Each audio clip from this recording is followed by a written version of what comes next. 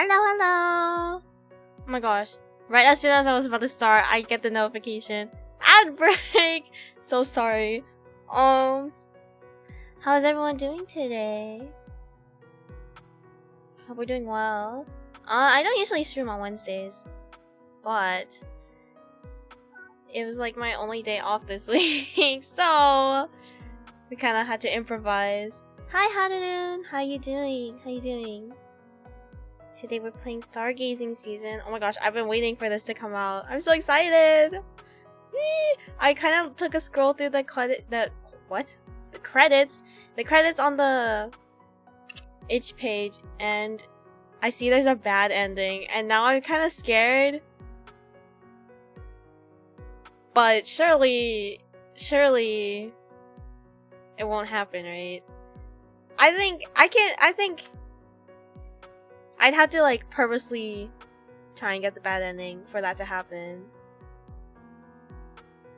But if you guys don't know what Stargazing season is, it's a fan game made by Stardial Games, I believe. Where it's like an idol training camp situation with all the Holostars Tempest boys, and I think Magni and Vesper are also here, but they're not part of the main group. And this is an Otome game, so we gotta lock in. I think we all know. I think we all know whose route I'm gonna go for. It's pretty obvious. Lock in. We lock in. Trust. What if I go for not my Oshi? What if I go for Axel Sirius? That's Oomp's Oshi. That's Rain's Oshi. What if we go Gavus Battle? No, we're gonna... We'll see how long it takes first. And then we'll see if we can do another route. But first we're gonna go for my Kami Oshi, Mr. Machina Exploion. I remember the demo for this game coming out like a year ago, I think it was a year ago. I don't remember. It's been a while. It's been a hot minute. But I remember I played it with Rain, but I really enjoyed it. I think it was really cute. So I'm excited. I have no idea how long this game is, so we'll see. We might have to split into parts, but I don't know.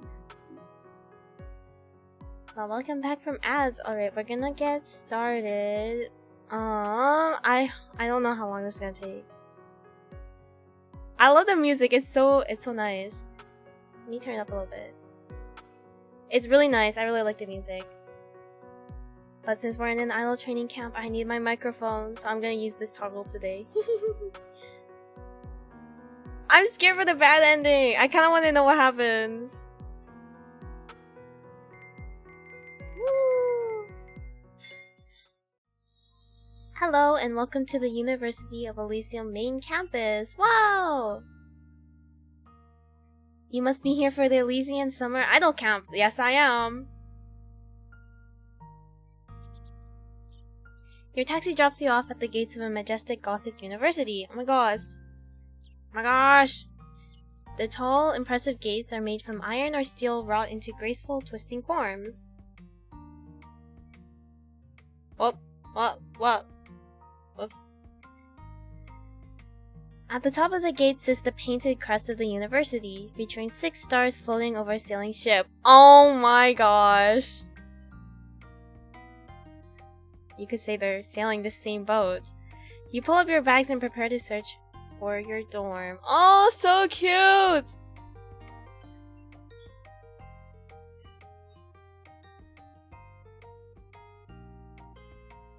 But wait, who are you? Okay. Ringo!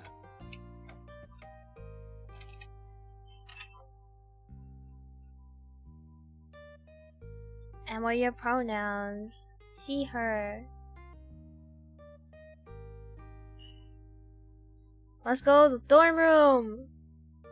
Day 1. Campus is bustling with people preparing for the idol camp, and your dorm is certainly no different. You see a variety of people, many of them teens like you, clearly here for the camp, some with their families and others alone. You check your letter and enter what appears to be your dorm, Lyra Manor. Ooh! As you walk down the hallway looking for your room, you see names posted on various doors. Altair, Axel, Betel, Fleon, Haka, Shinri. A few other names pass by, but those catch your eye. They seem familiar. Perhaps they were in your entrance packet? I wonder why. Your mind refocuses as you see Ringo on the door at the end of the hall. This must be your room for the camp. Yay! Oh, it's so empty. You enter your dorm room and are quite impressed. The walls are crisp off-white, and the windows sparkle with stained glass like little paintings over their freshly made bed. There's a folder on a nearby desk. You have a couple hours of free time before the opening ceremonies begin. What do? Take a nap, inspect the folder, unpack. Honestly, I'd probably inspect the folder and then unpack. My mouse is like not working today, I don't know why. You decide to stay at your desk and open the folder. Oh my gosh, is that Miyabi? Inside there are a number of documents, including a brochure for the camp schedule, and a listing of your duties. You recall the phone call you received a few months ago inviting you to the Elysian Summer Idol Camp as a team instructor and consultant. Oh, I'm here to work, I'm not part of the camp. Oh, shoot. As a 16-year-old, it was surprising, but the camp recruiter praised your abilities as a music prodigy, wow that's crazy, and expressed how exciting it would be for camp participants to have a leader so close to their own age. Honestly, they made it all sound so glamorous and interesting, and now, here you are! You go back to looking at the documents. What do you want to look at? Brochure, the schedule, list of duties. List of duties. Actually, the schedule. The camp schedule looks quite busy. From a brief scan, you gather the basics. Every day, the camp provides 3 meals, breakfast, lunch, and dinner. Between breakfast and lunch are training courses, singing, dance, and idol training. The activities after lunch and dinner vary, but are comprised of idol team training and enrichment or relaxation activities.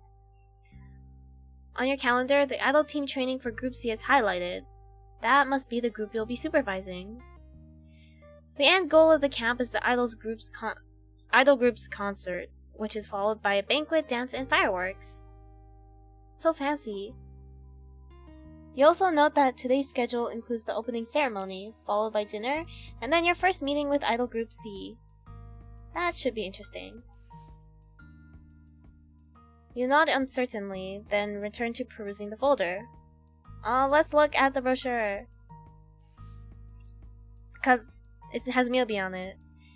This is a glossy brochure with a photo of an idol concert on the cover.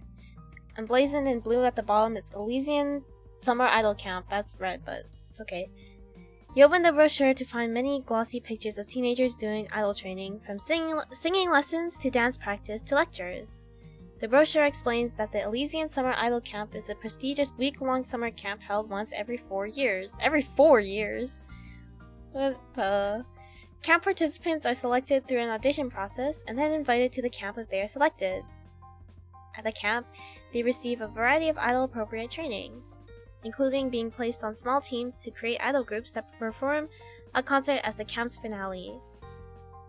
Okay, let's see what we have to do. The list of duties appears to be fairly short. The first listing has Idol Group C capitalized, underlined, and highlighted. Beneath the underline are 6 names: Regis Altair, Axel Sirios, Gavus Betel, Makina X Fleon, Banzoin Haka, and Josuiji Shinri. Those must be the 6 members of your team. You remember those names being on the doors you passed in the hallway, so they're all rooming quite close to you. Underneath the listing is a handwritten note that says, "Thank you for being willing to train a new generation of camp idols. Given your position, feel free to participate in training courses and enrichment activities as much or as little as you please. And please don't forget about your performance at the Teacher Idol Show tomorrow." What? Teacher Idol Show? Everyone is looking forward to it. Oh, right. You're performing for the camp participants as part of the enrichment activities. Good thing you brought your guitar and some nice clothes. You're confident that you can put on a good performance. Finally, you check a paperclip attached to the top of the list of duties. As you pull it out, a number of small photographs drop to the surface of your desk. These must be your idol group members. Each photo has a headshot on the front and the name of the boy on the back. That should help you recognize them all. Wow! You nod excitedly. I can't speak right now. Oh my god, the stutter is crazy today. Then return to perusing the folder. I looked at everything. You decide that you're done looking at the contents of the folder. You place it to the side, get up from the desk, and look around. You check your watch and see there's still some time before things get going. Let's unpack. You decide to prepare for camp by unpacking.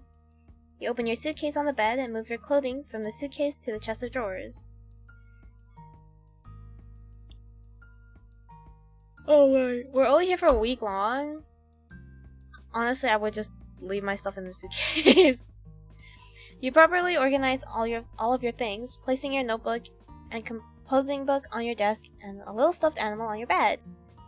Finally, you place your guitar case next to your bed for easy access. Maybe you'll practice in your free time. You hear a knock on the door as you glance out the window. You check your watch and see that it's time for the opening ceremony. You head out the door and follow the wave of people in the hallway toward the theater stage. Wow! As you enter the theater, you notice one of the adults, presumably a fellow teacher or team leader, waving you toward the front row of seats. You nod and head in their direction, then sit in one of the seats in the front row. It's an honor to have you here at the Elysian Summer Idol Camp. I've heard so much about you. You and the teacher make small talk until the sound of an echoing mic pierces the theater. Hello, educators and future idols, and welcome to the 10th session of the Elysian Summer Idol Camp. Oh my gosh, it's Vesper! I'm Vesper Noir, head of the Elysian Summer Idol Camp, and Dean of the University of Elysium School of Music. I'm happy to see that everyone has settled in and made themselves at home in Lyra Manor. As you can see, I'm currently holding forth on the main stage of the Elysium Repertory Theater. This will be your stage for the Elysian Summer Idol Camp concert, so familiarize yourself with the territory. I look forward to great things from all of you, so seek to find greatness in yourselves. Now that we've covered the basics, let's introduce this session's staff. Dean Noir begins bringing up educators and team leads one by one. When he reaches Group C, he calls your name. Ringo, please come to the stage! Ringo's the team leader for Idol Group C, and she's one of the youngest musicians to ever attend the Elysian Conservatory. We hope that Ringo can inspire all of you to do amazing things as well. What?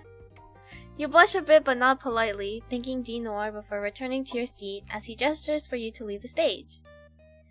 The remainder of the opening ceremony goes by fairly quickly, as everyone is introduced to the crowd of young future idols. Dean Noir ends the ceremony by thanking everyone for attending, then the crowd slowly shuffles out. You check your schedule and find that it's time for dinner in the Lyra Manor cafeteria. You follow a crowd of teenagers around your age to a grand wooden hall where the smell of warm, tasty food hovers in the air. I want apple pie. You get in line and are looking over the cafeteria food when... Oh my gosh, Magni! What can I do for you today, kiddo? We got a real smorgasbord tonight. You're a bit startled, but decide to get... barbecue ribs and corn, fresh green salad, small plate of sashimi, eggplant parmigiana. I don't know if I said that right. Sashimi! As you collect your tray and leave the line, your mouth waters at the tantalizing smell of your food. It's been a long day, and you're definitely hungry. Even so, you took a few moments to look around the seating area. To your left is a table of giggling teens in matching outfits. Aren't they part of that new rock band, the Sharpshooters? Did they come as a group? The Sharpshooters? And further back toward the fireplace, isn't that the Marikana, the golden voice? They say she never let her wheelchair get in the way of her singing. This camp is truly impressive in its scope of talents. You hadn't really realized how wide-ranging it is. Perhaps you should review your folder. Anyway, it's time to eat. You look around for a seat and decide to try to sit. Whoa! By the friendly blue-haired boy with the sharp green eyes. By the anxious gray-haired boy with mismatched eyes. The loud purple-haired boy with ice blue eyes. Mischievous-looking boy with the red-streaked blonde hair. Energetic red-haired boy with a sheepish grin.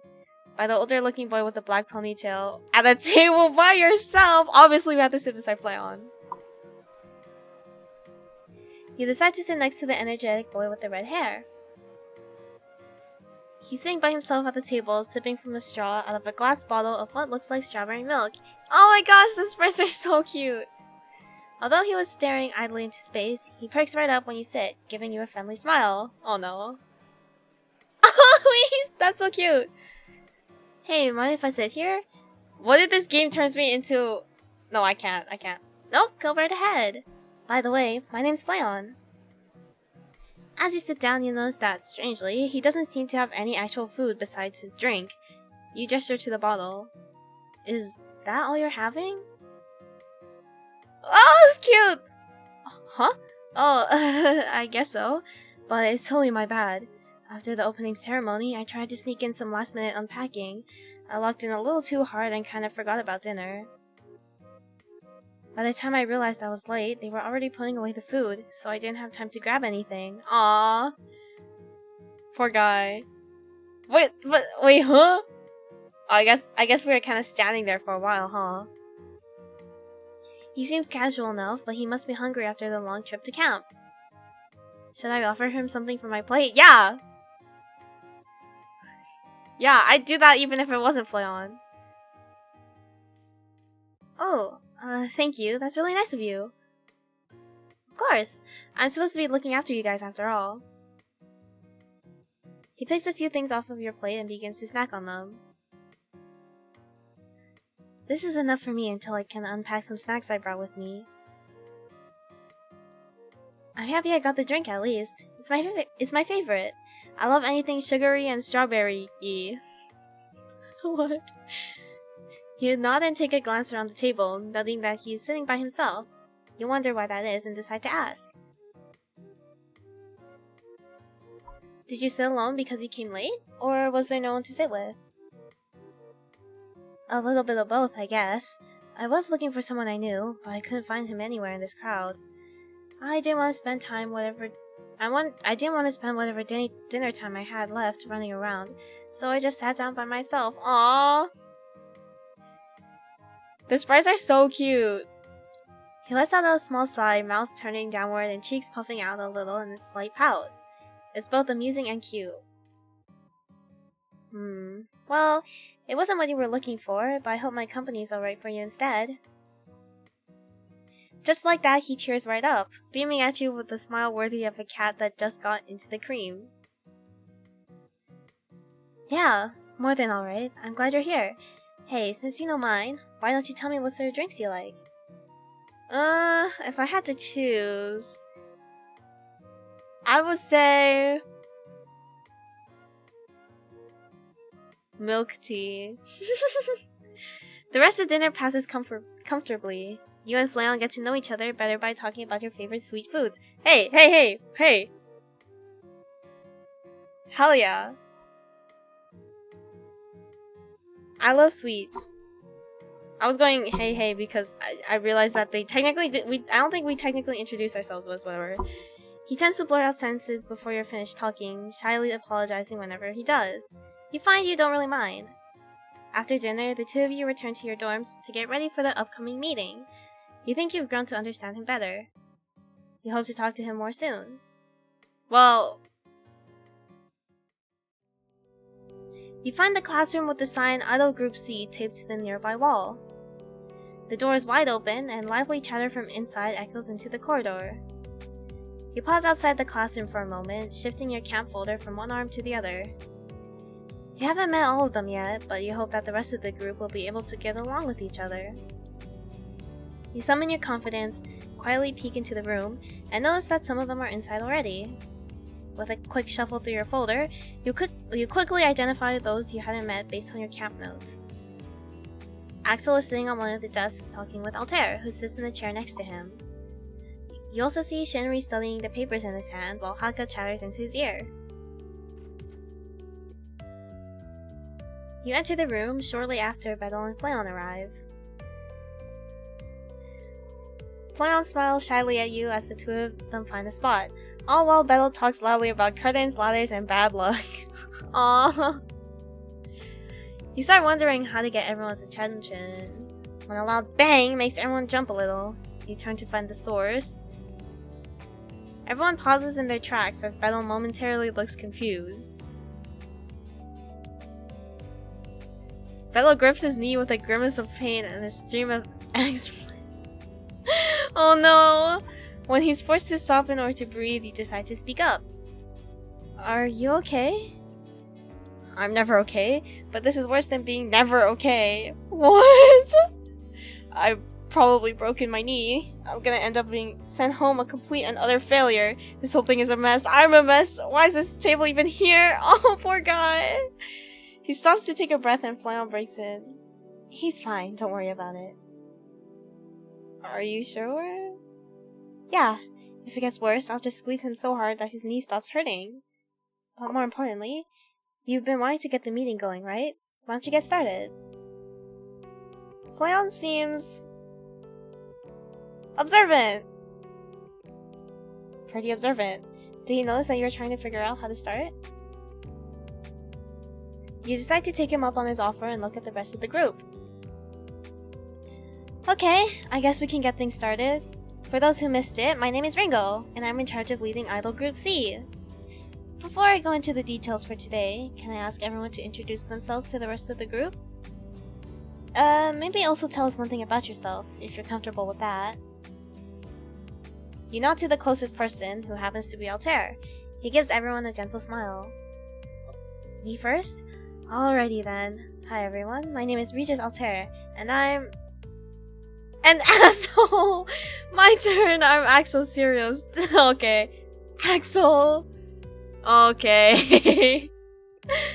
Altair whips around to glare at his friend, who simply grins and shrugs. You were acting so stiff, man. I figured I'd lighten up the room a bit. Are you supposed to respond to this? Luckily, you're saved from having to say anything when Haka speaks up with a wide grin. I'll go next! My name is Banzai and Haka. Nice to meet you all. I'm really excited to be here. Hello, I'm Josuiji Shinri. For one thing about myself, I guess I'm not super great at singing, but I'm ready to learn with everyone. Wow, someone actually remembered the question. Flayon pushes his hand into the air and waves shyly. Me next!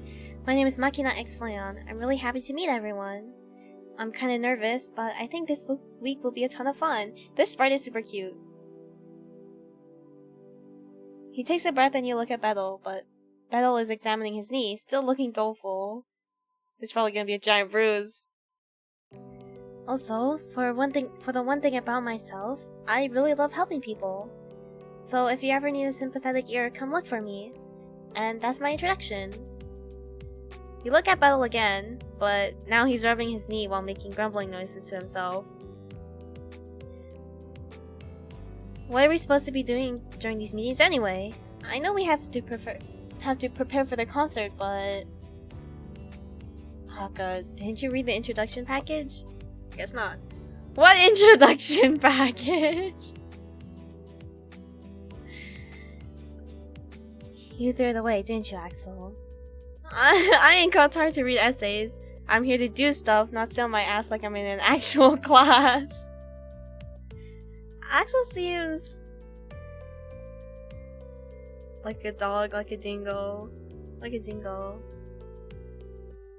Kind of like an unruly pet, maybe. And besides, this camp is short, right? So we gotta make the most of it.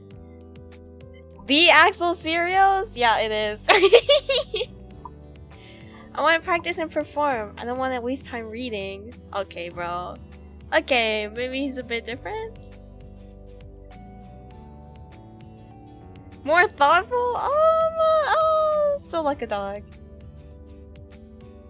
You can't get rid of that impression, unfortunately.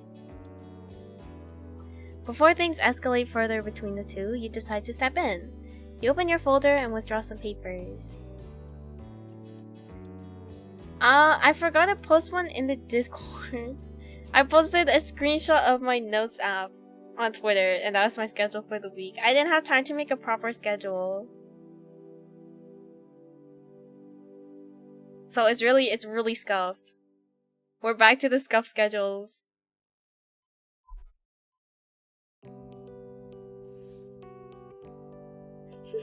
Yeah, I'm sorry. It's okay, I have some extras here. I printed them just in case. Oh, I forgot to pin it on my page too. Whoops. I should probably do that. I'll do that after. You pass the extra copies to Axel and Haka. We had to brainstorm and plan for a group performance at the end of camp. That means we have to think of our theme, style, and costumes together. I was thinking that today we can each suggest the theme first, discuss each other's ideas, and maybe hold a vote at the end if we can't decide.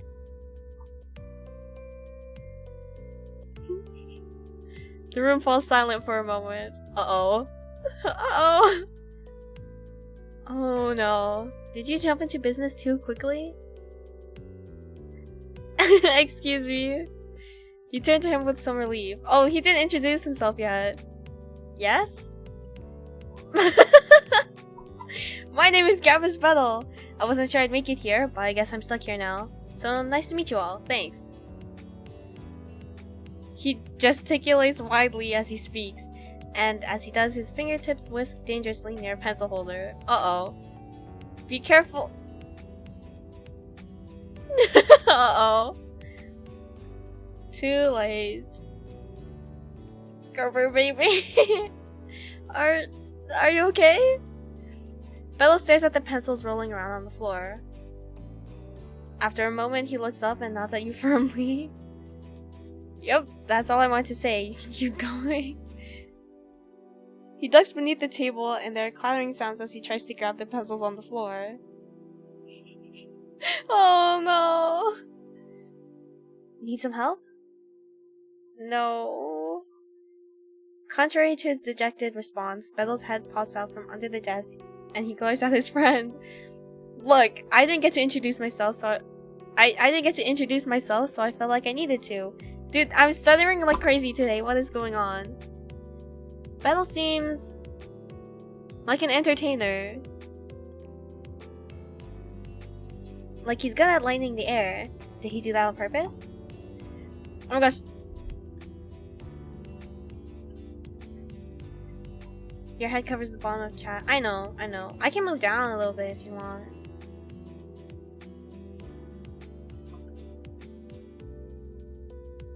But then I'm like, so...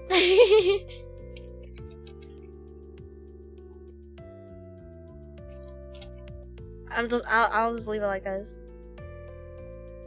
Cause like, my model moves down if I like, sit a little back.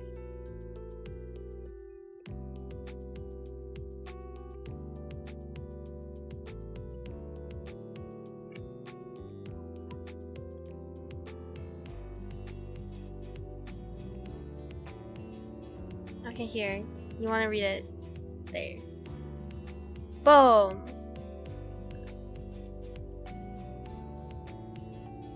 Boom!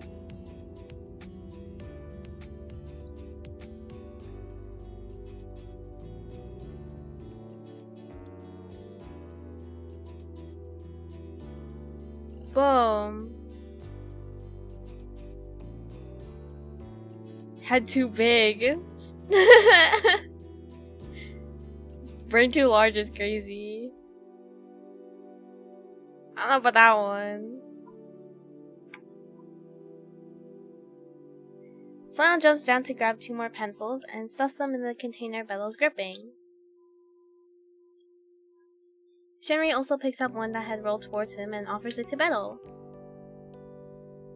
Thanks. You look down at your papers during their back and forth.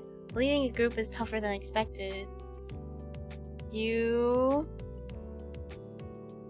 try to get things back on track, just let them banter? Just let them banter, bro. Keeping things on track is clearly going to be a struggle, so you let them chat amongst themselves. Besides, they should take some time getting to know each other, right? The bell rings, so you wrap it up and everyone grabs their belongings before filtering out of the room. The room is finally empty, so you take a deep breath before slumping into your chair. This was more difficult than you expected. If you don't romance them, do they romance each other asking for a friend? I mean, we shall see, I guess. There's also a bad ending, apparently. I saw on the itch page in the credits, there's like bad ending. I'm scared.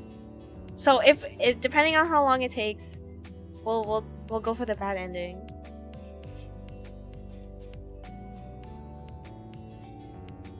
At the very least, the whole group seemed like decent people, and it was obvious that they were all here because they wanted to learn.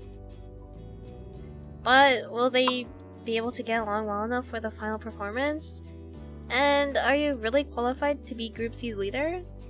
You fiddle with your papers and then finally put them away with a sigh. Bad ending, Axel Sirius gets cancelled. I think that just sounds like a regular ending. No point fretting. Maybe it's the good ending. Only time will tell where this week will take you.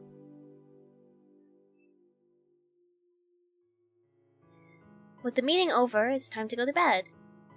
Your bed is nicely made and ready for sleep. You put on your pajamas, go down the hall to the shared restroom to brush your teeth, and get everything ready for tomorrow. Now it's time for sleep. Oyasumi! Honkshu! Honkshu, me.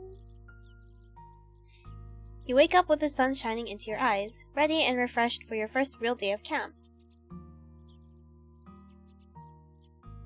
You get dressed, head down the hall to the bathroom to brush your teeth, and then make your way down to the Lyra Manor cafeteria for some much-needed breakfast. Bad ending, Regis Altera kills Axel Sirius in Minecraft. Uh-oh.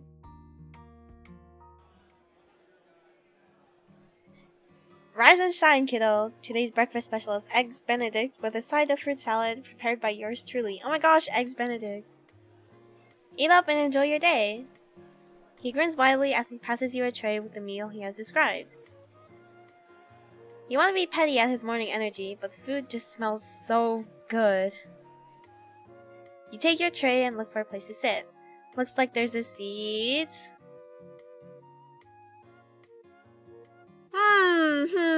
Let's sit by Flayon again. Wow. Wow. So predictable, am I right? Not the Eggs Benedict. When are we getting Eggs Benedict in your today, guys? Come on.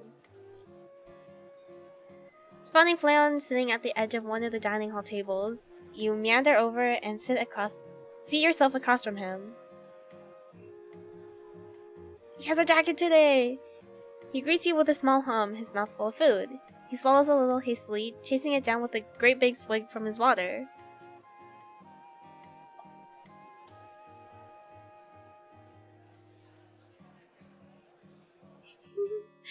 Okay, bye!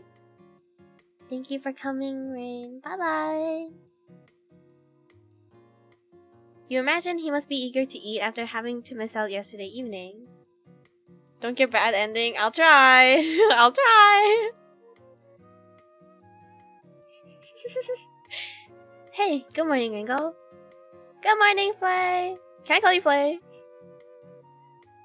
It's what my friends call me, so sure. Flay Flay.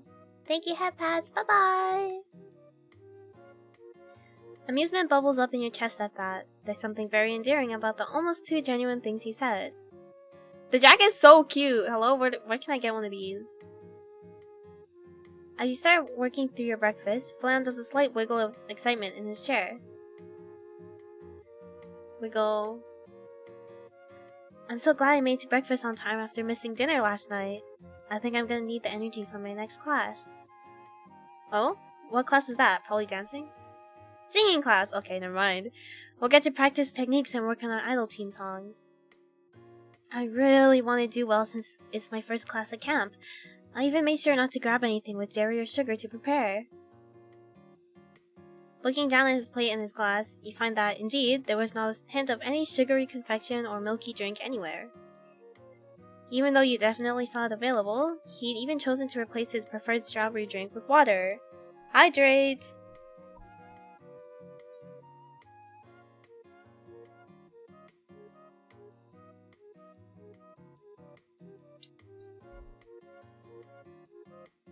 You recall hearing from somewhere that it's not good to have sugar or dairy before singing since it messes up your voice. For such a lackadaisical seeming guy, you're surprised that Flannel could be this dedicated. You reply, "Isn't that a little too much?" No, that's so mean! That's very admirable of you to be prepared. Oh, thanks. Really, I just heard some of the other idols were doing that, so I figured I should put in the effort too.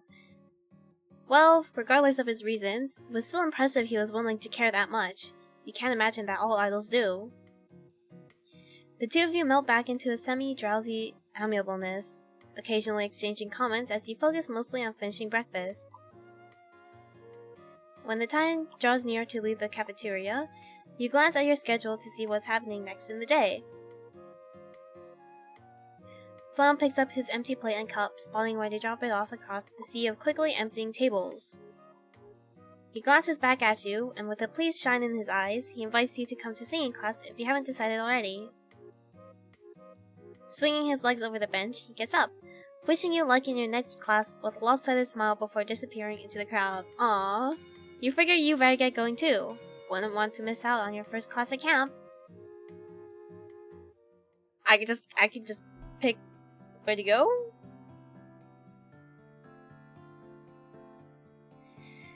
You arrive in the classroom wing of Lyra Manor in time to see students moving toward various classrooms.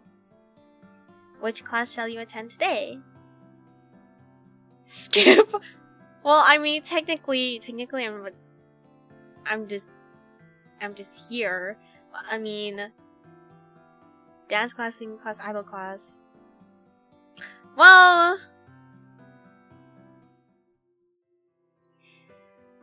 you enter the singing class to hear the sound of several individuals warming up their voices and doing various vocal exercises. A man at the front of the class nods in a satisfied manner and wears an easy smile. He looks oddly familiar, though you're not sure why. Oh my gosh! Oh my gosh! It's Miyabi! After a few more minutes of cacophony, the man clears his throat and waves at the students. Dai-senpai! Hello, future idol hopefuls! I'm the retired idol Dai-senpai, and I've been invited in from Zenokuni to help with your singing class. Oh, that's so cute! It's wonderful to see so many young hopefuls in class today. I wonder who the other teachers are. And I look forward to meeting each and every one of you. Now, I know some of you have already warmed up, but let's start with some good vocal exercises just to get everyone on the same page. Dai-senpai explains a series of vocals exercises and goes through them with the whole class. He then gives each participant specific exercises and checks them individually. Dai-senpai! It's a bit nerve-wracking for a few of the shyer students, but Dai-senpai is kind and patient with everyone. When he gets to you, he grins. Ah, our young teacher, come to visit class. I'm sure you can give a great demonstration. Hello? I'm just here to learn, too. He takes you through a few trickier exercises, nodding in a pleased manner as you demonstrate your skills. Thank you for being so cooperative. Students, with practice, you too may be able to reach this level of skill. You cough awkwardly. Okay, now I'm going to let you pair up and work on your idol team songs. Remember to watch your pitch and tone, as well as to focus on your expressiveness. You look around the room and decide, Oh, Altair's here too. Well, obviously. You make eye contact with Flayon across the room. He gives you an excited wave, and you decide to partner with him. As you scoot your chair to be closer to him, you can see he's wriggling around in his chair. Seems like he's eager to start. Inexplicably, you feel a little nervous. Singing isn't something you've practiced as much, at least in comparison to your guitar playing. I hope we do okay. Singing isn't really my strong point, regardless of what our teacher thinks. Aw, don't worry about it. I'm sure you'll do fine. If you like, we can start with more vocal warm-ups first to get you comfortable. Alright, that sounds like a good idea, thanks. Of course. Wouldn't want to strain our voices anyways. Throughout the class period, Flayon gradually works with you. First, you two do vocal warm-ups for your voice and pronunciation. Then he guides you in practicing individual notes, before ending with collaborating on your team song as Dai-senpai instructed. As you do, you take note of Flayon's voice and his qualities. There's a lot to be said about it.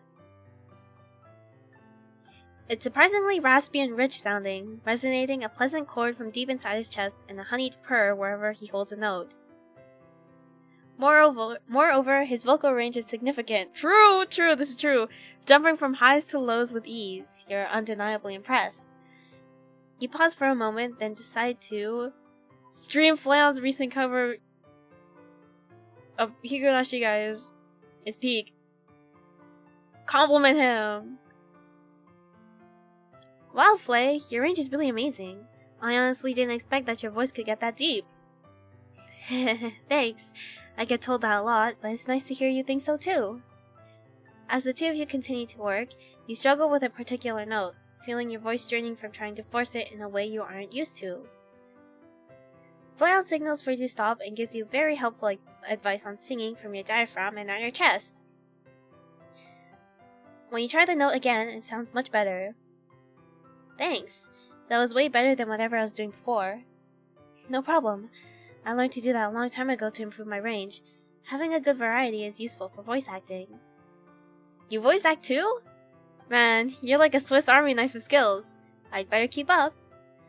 At your insistence, Flayon ups the ante, steering the two of you towards more advanced exercises involving holding individual notes. You're only barely keeping up with him, which would be embarrassing if it didn't further improve Flayon's abilities as an idol. A glow of admiration wells up in you as you watch him sitting up in his chair as he holds a high note, postured confident and enthusiastic. Dang, bro! You have no doubt that he was meant for this. Idly, though, you wonder why he always seemed to be by himself. Oh, that's so cute! It's a rune! That's so cute. You're pulled out of your thoughts when you hear Flayon's voice falter, cracking and disturbing his fa note. He stutters to a stop. The second your eyes meet, you can see his expression falling instantly, shifting from surprise to horror, then settling on shame. No! It's okay!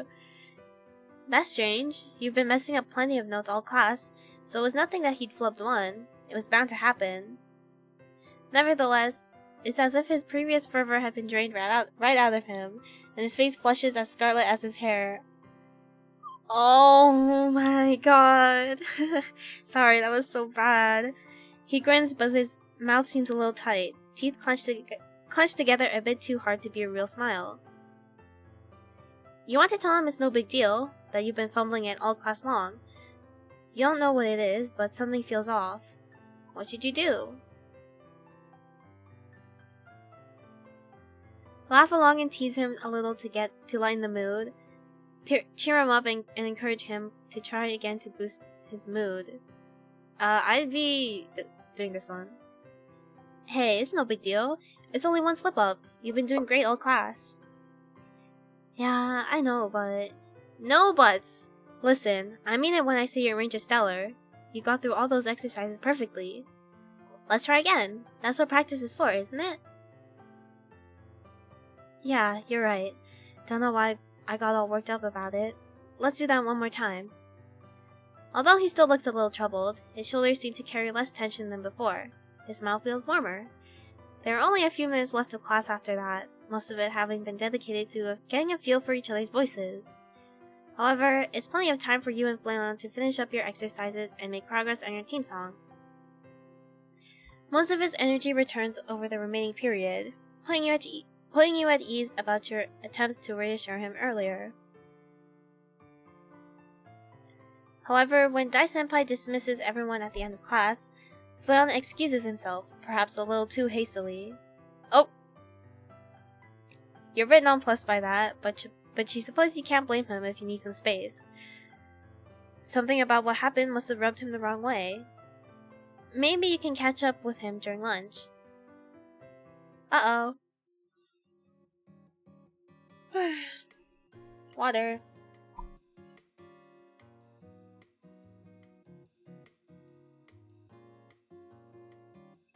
That weird cafeteria worker is there again, serving lunch behind the counter. He grins as though he remembers you.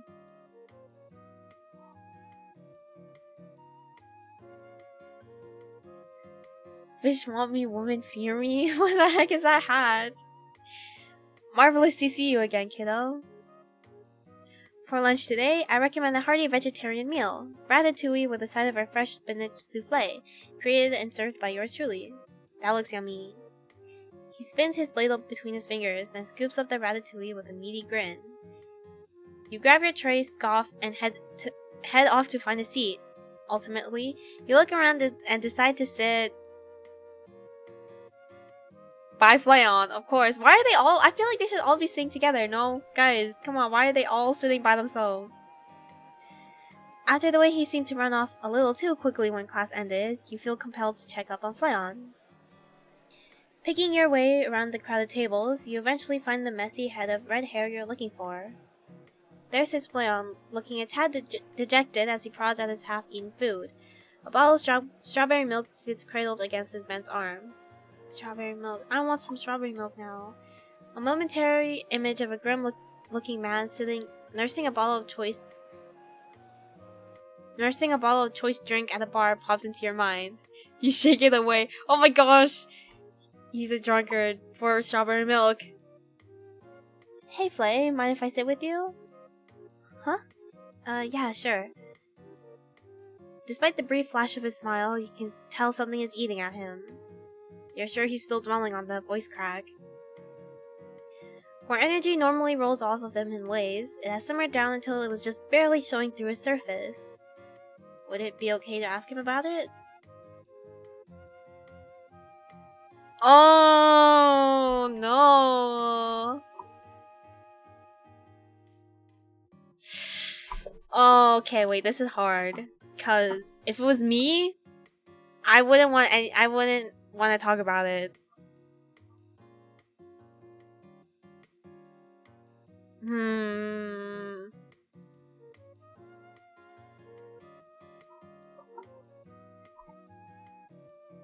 Flay, are you feeling alright? You seem a little down.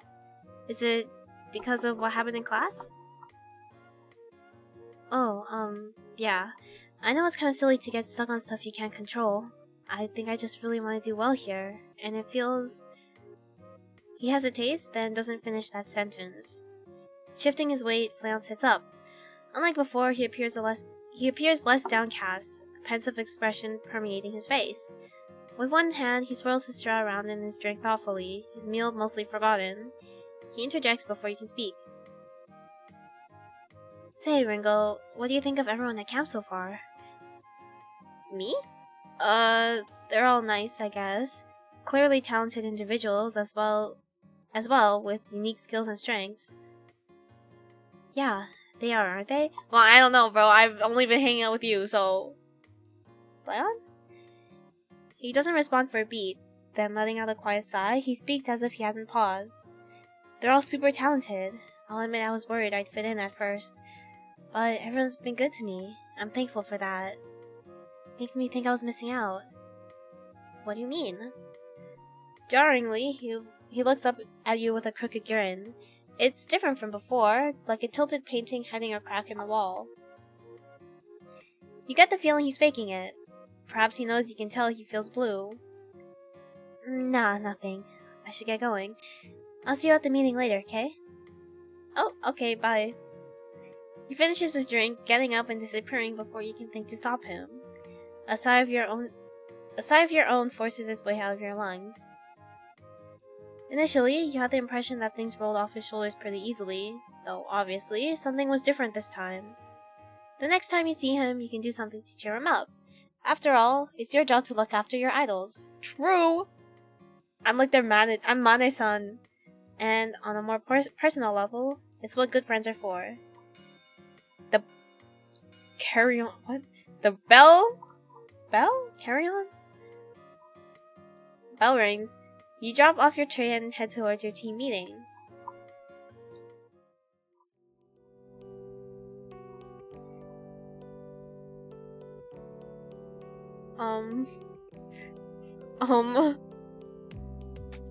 Should we pick it up? Eh? What if it bites? You should try biting it instead. Okay, I don't... Huh? What am I, some sort of dog? How about you bite it? Sure, if you give me some money, I will. Oh, what about frying it up? Looks tasty. You're gonna get, like, infected with some disease. I bet it's, like, some weird creature from the netherworld. It's here to take over Elysium or something. What is that thing, even? The words are barely out of Bettel's mouth before Shinri is crouching next to this strange creature. You watch nervously as he examines the unexpected visitor. Meanwhile, Flayon fully closes the half-open window and peers down at a feather that had escaped its owner. Probably when it had first flown in at an alarming speed and crashed directly into Bettel. Look at this! I've never seen a feather like this before. It's like super shiny. Hey, Haka, know anything about it? Huh? Why would I know anything about it? I don't know. I think Shinri mentioned something about you and birds. Shinri smoothly interrupts before Haka can respond. It's still breathing, and I don't think it's sick or anything.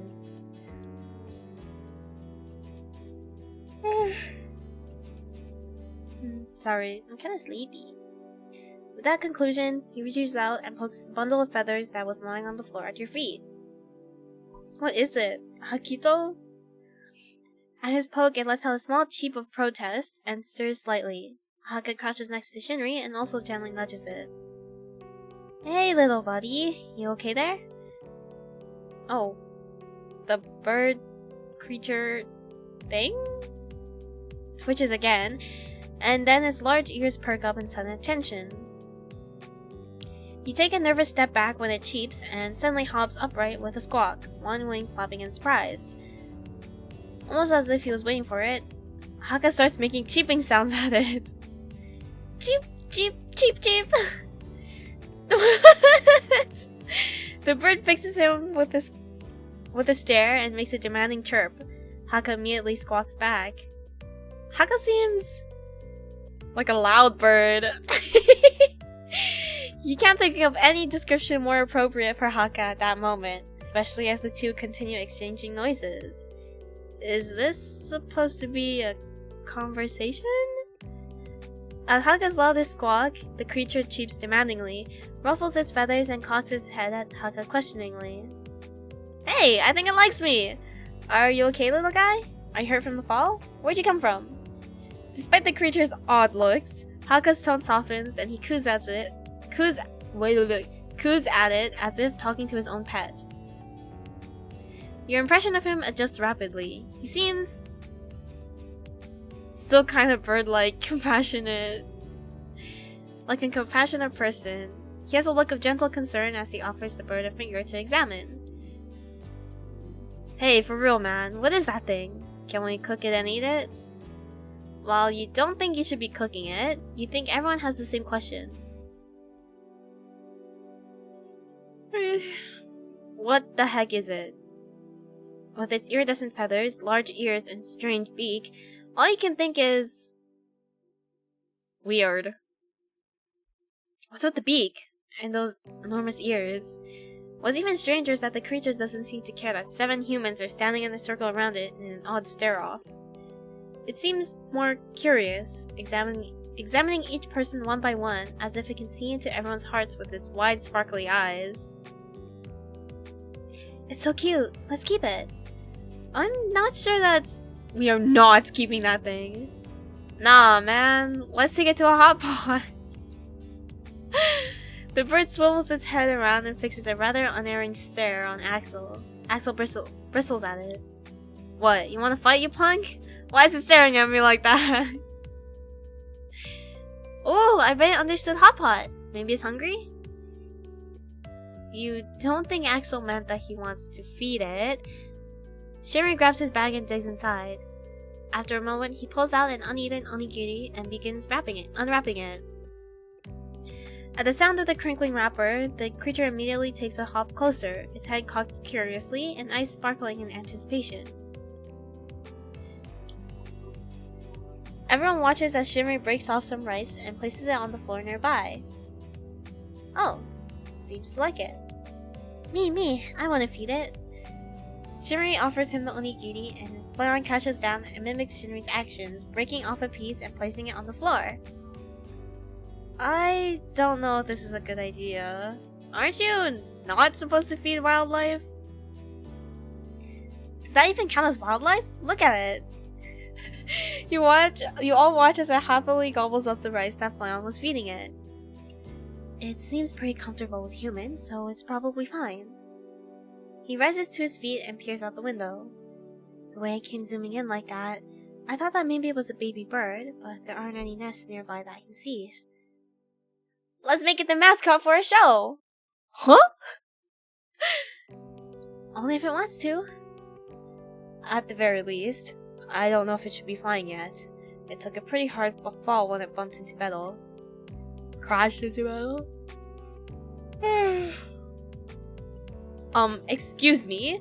Is no one going to ask how I'm doing after being dive-bombed by that weird monster creature? How you doing, man? I'm doing great, thanks, Rat.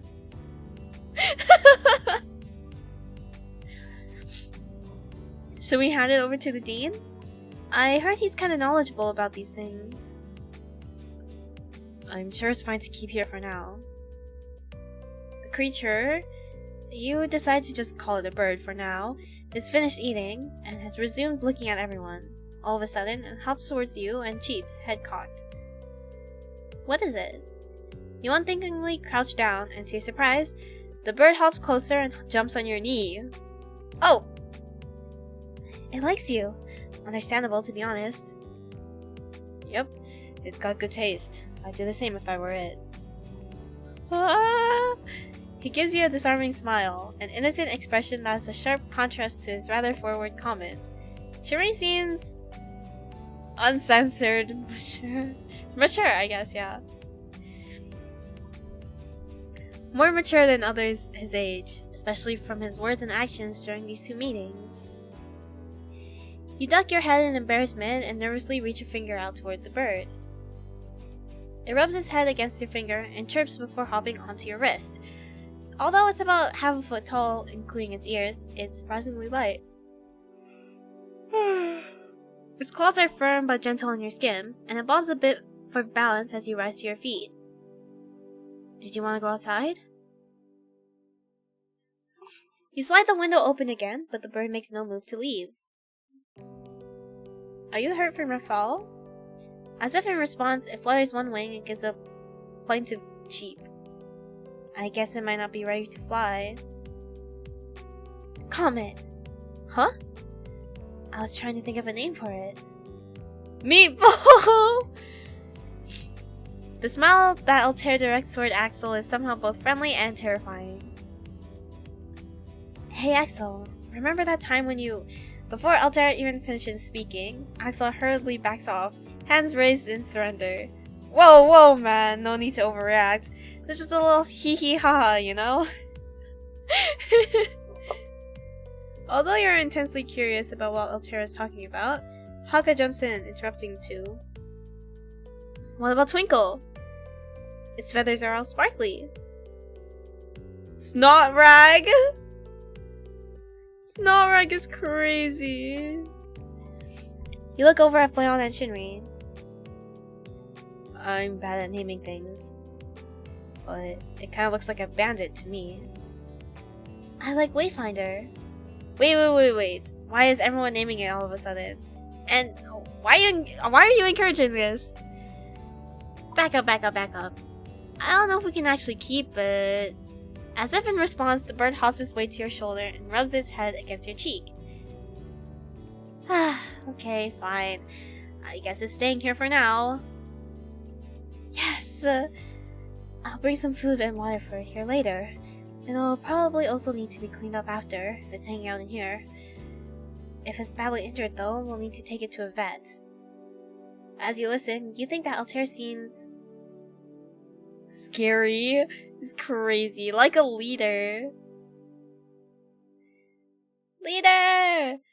The blue-haired boy talks in a soft but no-nonsense tone, and as he voices his thoughts, the other boys seem to be naturally nodding and agreeing with him. Even Bedel and Axel, weirdly enough. I'll grab some cleaning supplies after class. I can help. I want to help too! Why are they so in sync after just 2 days of hanging out with each other? Alright, we can take turns looking after it, I guess. Hopefully the creature doesn't make too much of a mess. You should pick a name for it too. Good idea! Me? Kagaga. Yeah, you're Group C's leader after all. Why not? You look around the room to see everyone nodding in assent, so you finally surrender to the situation. Alright, I'll try to pick a name, I guess. You can think about it tonight. Now that that's settled, we should actually get some work done. I know it's exciting and distracting, but we should focus on more performance prep. Did anyone come up with any more ideas after yesterday's discussion? With your words, everyone comes to attention and settles into business. Maybe that's how you get the bad end. You just let them do whatever and then nothing happens, nothing gets done. The flow of conversation feels better than yesterday, and everyone starts getting excited about the performance. You have to offer some input here and there, but overall, you're starting to feel pretty good about this whole group leading thing. As they discuss ideas, you take notes and remind yourself to organize everything for them later. As if on cue, the bell rings. Excited for dinner, the boys begin to file out. You gently place the creature on a nearby desk. Hang out here for a while, okay? I'll get some food for you after our dinner. Maybe you should make a temporary bed for it? You pull off your sweater and begin folding it into something resembling a bird nest when a towel is thrust into your vision. You look up and realize that someone had lingered into the room while everyone else had left. Haka, Shimori, Altair? I think it's Altair. Do you want to use this instead? His eyes crinkle into a teasing smile. Is it just whoever I say it is? Okay, I should pick Taka then, oh well. It's clean. Well, mostly clean. I promise I only sweat into it a bit during dance practice. You take it nervously, but with a wry smile, realize from his crisp folds and fluffy surface that the towel was, in fact, unused. Are you sure? Yeah, of course. Let me help. The two of you arrange the towel into a nest of sorts. Here you go, buddy. Comfy? It examines the small space that you had put together, and apparently deems it sufficient. With a small hop, it nestles into it with a satisfied chirp. It's so cute! Altair chuckles. It really is. Are you gonna get some food for it from the cafeteria? That's the plan. Altair's face lights up, and you follow with what you guess he's hoping for. Would you like to help? Yeah, I'd love to. In which case, come on, no time to waste. Let's go right now. You nod eagerly, and with one last glance at the resting creature, you follow after him and close the door firmly behind you. It was going to be a busier week than you expected, but with the group's help, maybe it wouldn't be so bad.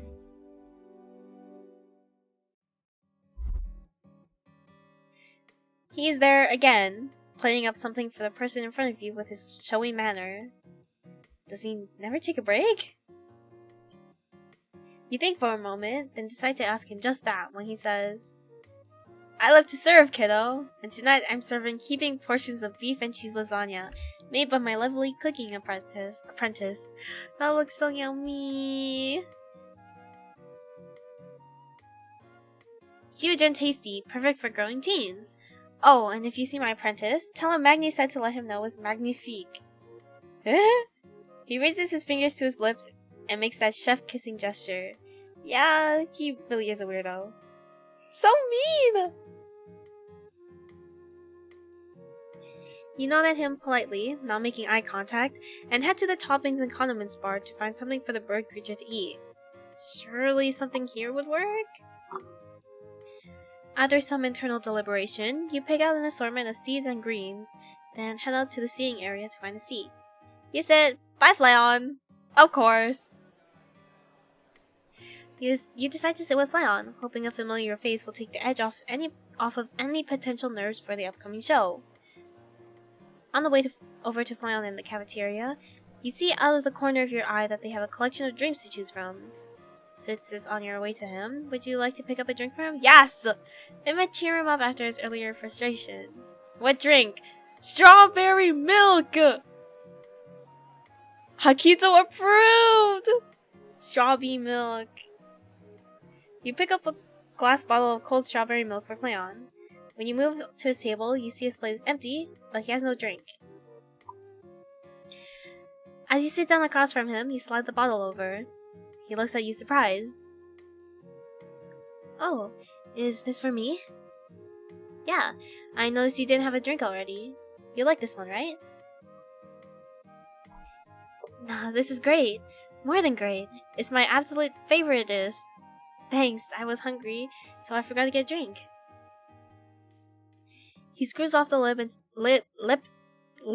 and takes a sip. He chugs about half of it before he takes a breath, a contented smile on his face. Once you've settled into your seat, Flayon rests his elbows on the table, face cradled between his cupped hands. So, I heard you were going to be performing in the show done by the teachers. What you thinking of doing? I'm gonna play my guitar, just that I didn't write any lyrics to go with it. Wow, I didn't know you played an instrument. That's amazing. Thanks.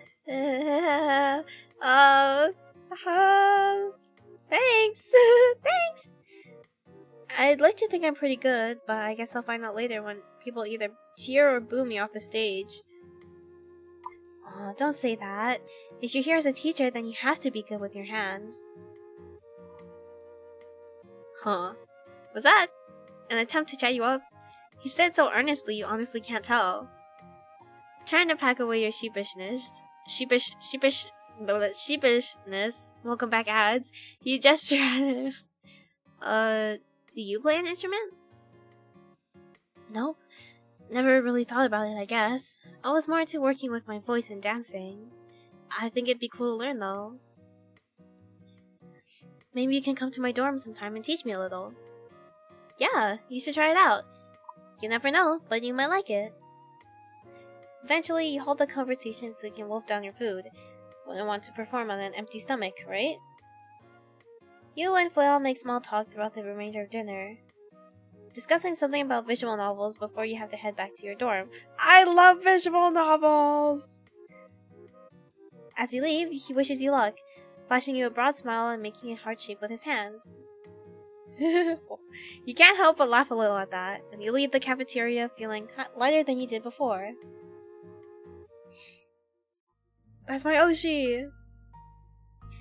Back in your room, you get into your concert outfit and do a few last checks of your guitar before placing it in its case for transport. You make your way to the theater and find a seat near the front.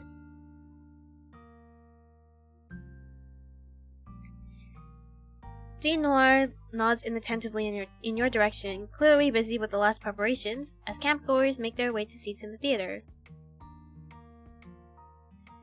You open up a pocket in your guitar case to check the schedule and confirm that you'll be going third, as you lead Idol Group C. Oh my gosh. All the little details. The lights dim and Dean Noir clears his throat to make a welcoming speech. Hello again. I'm Vesper Noir, head of the Elysian Summer Idol Camp and Dean of the University of Elysium School of Music, and I'm pleased to welcome you to this evening's entertainment.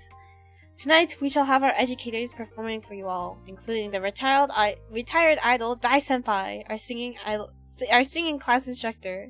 So sit back, relax, and enjoy. Dean Noir gestures to the stage and then exits to his left. The first two teachers leading idol groups A and B are performers from the same idol group. They team up and give the high-quality performance expected from such a prestigious idol camp.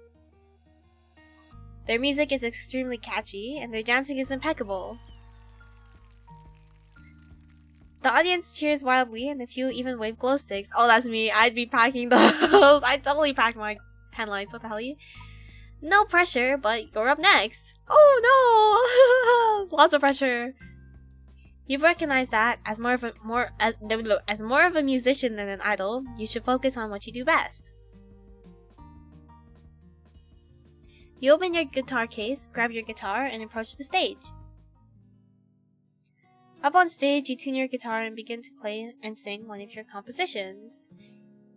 It's very emotionally moving, and you sway gently to the music. It's as though you're enveloped in your own sound. Eventually, you come out of your musical trance to the audience's thunderous applause. Yippee! Dean Noir grins at you from the first row as you bow and get down off the stage. You notice your idol team at various spots in the audience. You grab your guitar case and decide... Oh, they all have empty seats next to them. How convenient! Let's sit beside Flayon! After briefly scanning the rows of seats for a place to sit, you make eye contact with Flayon sitting next to an unoccupied chair. He waves you over, an obvious invitation that you gladly take, picking your way through the crowd to sit down. Immediately, he gives your shoulder an excited shake, his voice barely meeting the threshold of a loud whisper. Wow, Ringo, that was amazing! I don't know where to start. It was all just so incredible. Even in the low light of the seating area, you can see the shine in his iridescent eyes, a mixture of awe and joy. His smile is similarly blinding, as if you were also riding the high from the applause for your performance. You feel heat rise to your cheeks and ears a little, the gracious veracity in his tone making you feel oddly bashful. I appreciate that a lot, Flay. I practiced hard on that one. I'm glad it was so well received. Well, that's no surprise. You're here to help guide us, after all. Of course you got talent. So far, you've been plenty capable, too. He shifts in his seat to face you more. Distantly, you could hear the shuffling of the next performer on the stage. Around you, the hushed murmuring of the crowd sufficed to muffle your and Flayon's conversation. I've been thinking. I realized I don't know that much about you. Besides your name, your job here, and that you play guitar. Oh, yeah, and your favorite sweets. Well, what would you like to know? Dunno. What made you want to start playing guitar? You think about that. Honestly, thinking back on it, was there one specific reason? Why did you start playing guitar? Because you were bored, because something or someone inspired you, because it spoke to you. Because you were bored, it would probably honestly be my answer. But I want to go at this one. If I think back far enough, I remember being inspired to pursue it. So, admiration and determination? That makes sense. I did get that sort of feeling from your song. There was a sort of reverence, I guess, with the way you played. Well, either way, I'm super glad it led you to come here because I got to meet you. Do you always write your own music? This one, at least, I wrote. It felt wrong to play a cover when this is, a camp for idols. Yeah, that's a good point. For a second, the audience falls into an uncharacteristic hush. It doesn't seem like the next performance is starting, though. Maybe to avoid seeming too loud in contrast to the silence, Flayon leans closer to you to whisper. His breath tickles your neck a bit, It sends an involuntary shiver up your spine. Suddenly, his intense gaze seems unnaturally bright in the dim light. Is it okay if I ask? Is there something or someone that inspires you to compose? Analyzing. That was the word that just jumped out at you in your brain. Like you were on a glass slide, and he just slid you under a microscope. You involuntarily swallowed, throat dry, heart stuttering against your ribcage. Was it stuffy in here suddenly? He's really close. Wow! Whoa! Whoa, whoa, whoa. That's kind of crazy.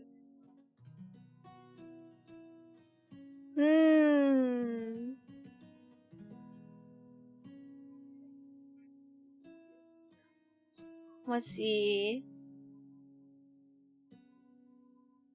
Ringo Mama's staring at me. Hi. Let's see. If it was IRL Ringo, it would be one of the first two. But for the fun of the game, we're going this one. Yeah. You match his movement and push yourself forward. Momentarily, you see his eyes widen with surprise. Halfway through your answer, though, your momentum causes you to get a little too close, and your chin bumps his forehead.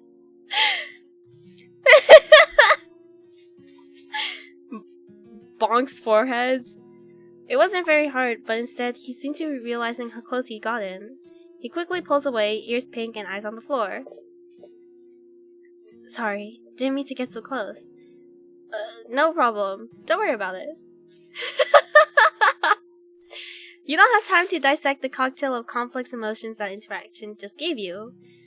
The lights darken further, signaling the start of the next performance. The crowd falls silent. As you watch the rest of the teacher's idol show play out, you gradually feel Flayon lean more and more of his weight on you. He feels comfortable, friendly, and warm. Eventually, you begin to lean back.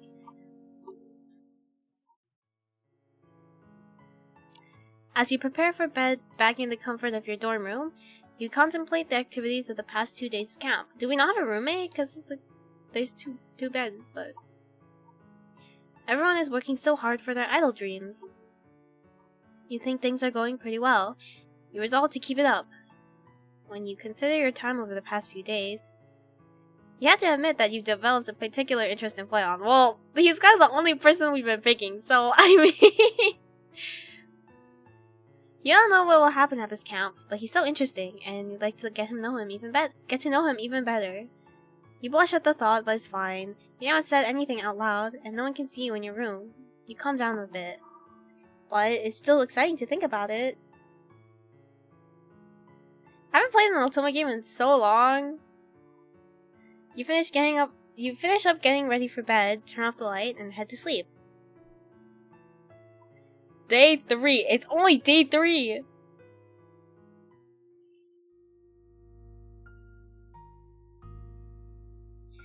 You wake up with the sun streaming through the window.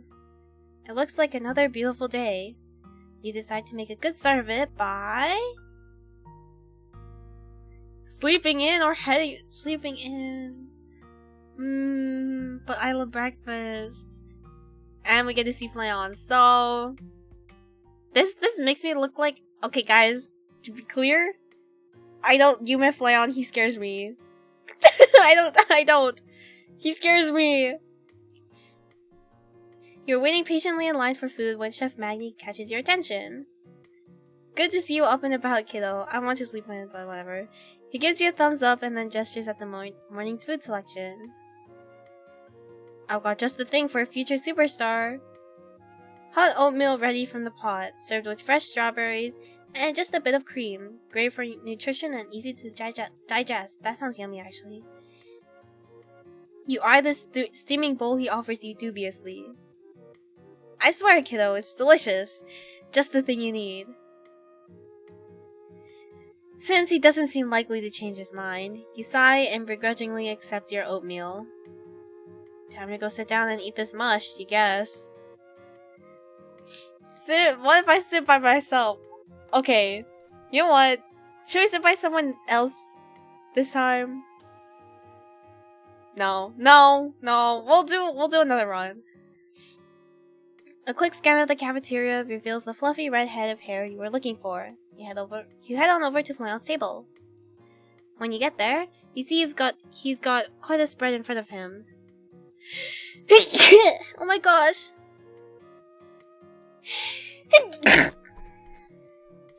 Excuse me. Holy moly, those are big sneezes.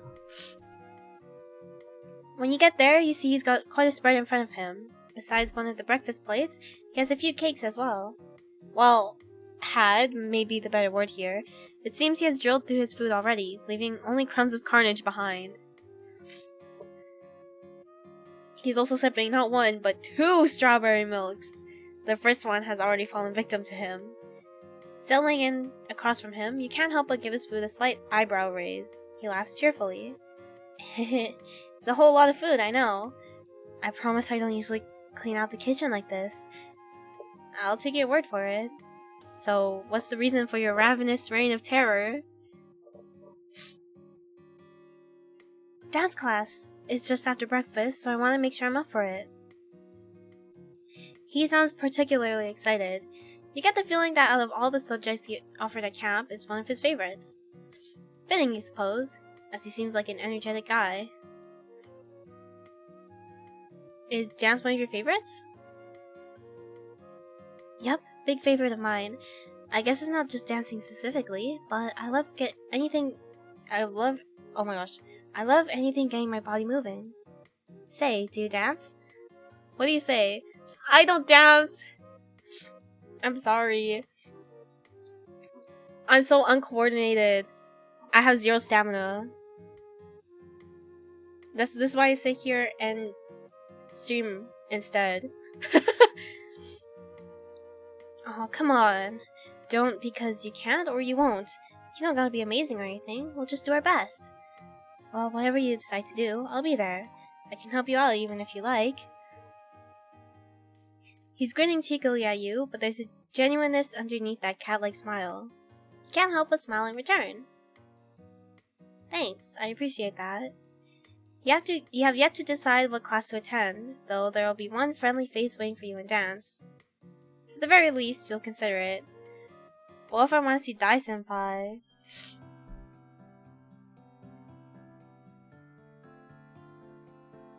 Am I getting sick?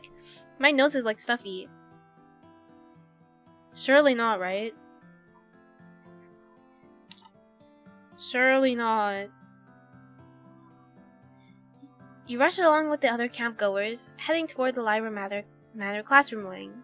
As you reach the classrooms, you ponder which class to attend today.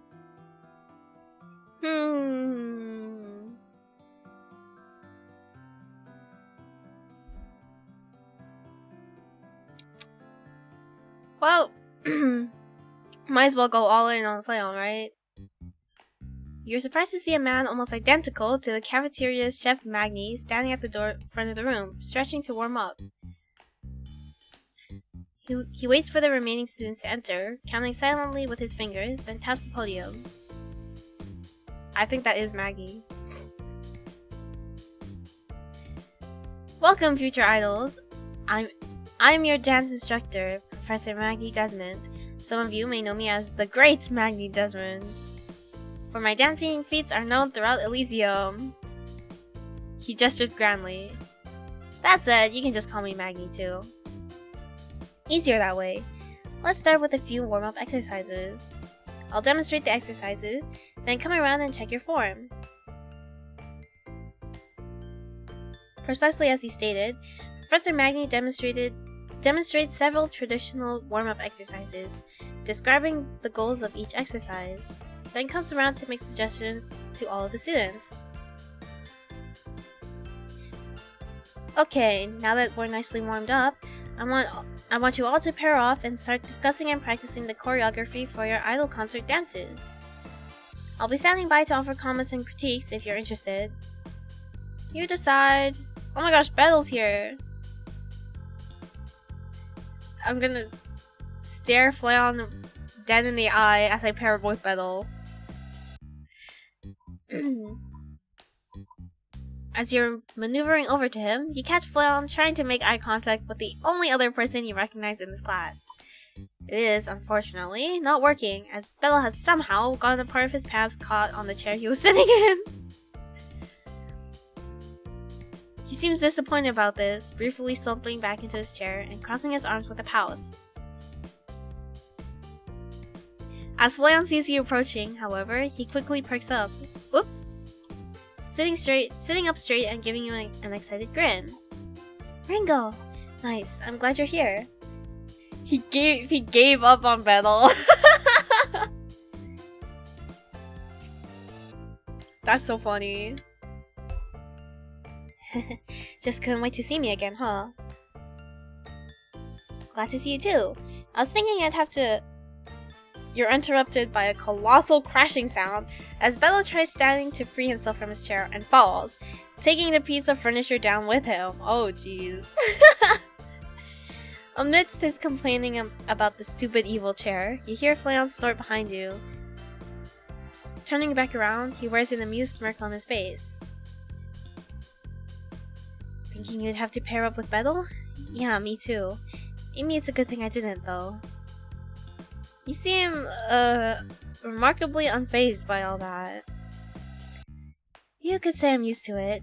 Don't know how he does it, but that guy could trip on dust. You both share a good-natured laugh at the expense of Betel before getting to work. For a while, the two of you review the choreography for the group's idol concert, discussing what parts are good and what needs work. Flayon expresses confidence in most of his movements, though he does ask if you can ensure he keeps on beat while he practices. He springs up, gets in the starting position, and you follow suit. As you move to find a spot he can see you, he speaks up. Oh, since you're just keeping time, you don't have to stand with me. I don't know, won't that seem like I'm not participating? You are participating, so relax. Just be sure to let me know if I'm doing anything wrong, okay? You think about it. You feel like you could correct him better if you were standing with him. Though he probably doesn't want to accidentally crash into you. Should you sit or stand? I think I would just stand behind the chair, no?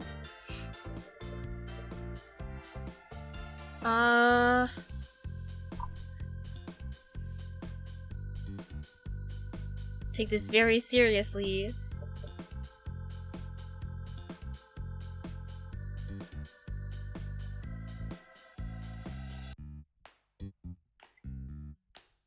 Deaf stand? Okay. You stand up and position yourself near him, but still out of his way. Oh, okay, perfect. I'll stand. I can keep the beat from over here, but I'll also see you better. Okay, you make a good point. Alright, here I go. I'll try not to knock into you. He begins his routine, and you help him stay on beat by using your voice for the musical cues. Overall, he's doing really well. He's undeniably talented, with the only major flaw being that he moves ahead of the beat sometimes. You get a little lost watching him move, silken and seamless, simultaneously lively and deliberate with his movements. He goes through the choreography twice without you having to say anything. You inevitably end up sitting since he's doing so well. Oh, okay. On the third run though, you do catch something. He swings his arm a little too aggressively, throwing off his balance for just a moment. That arm movement is a little too... When you get up, you feel your clothes pulling taut behind you. The tension is released almost immediately, but you're already stumbling. What the hell? No, ain't no way our pants got caught in the chair too. How'd I get Betel's evil chair? It seems some corner part of the chair got you the same way it got Betel earlier. Stupid evil chair indeed. What the hell? It's over. You tried to save it by planting your foot down, but like Flayon's arm movement, it was far too aggressive. You're tilting sideways! Oh no! The ground fast approaching. You think, while in a panic, that you should break your fall, so you stick out your arms. Then feel another pair catching you. Two hands, grip gentle but firm and reassuring, have you by the waist, hoisting you up. Wow! Crazy. Who expected this? Looking up, you see Flayon staring down at you, furrowing his brow with concern. The stupid evil chair got me, Flay! Behind his head, the light makes his hair glow a soft red. Whoa, I got you. You okay?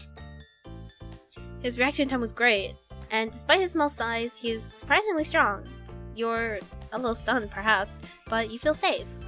Maybe a little embarrassed too. The freaking stupid evil chair! You should thank him.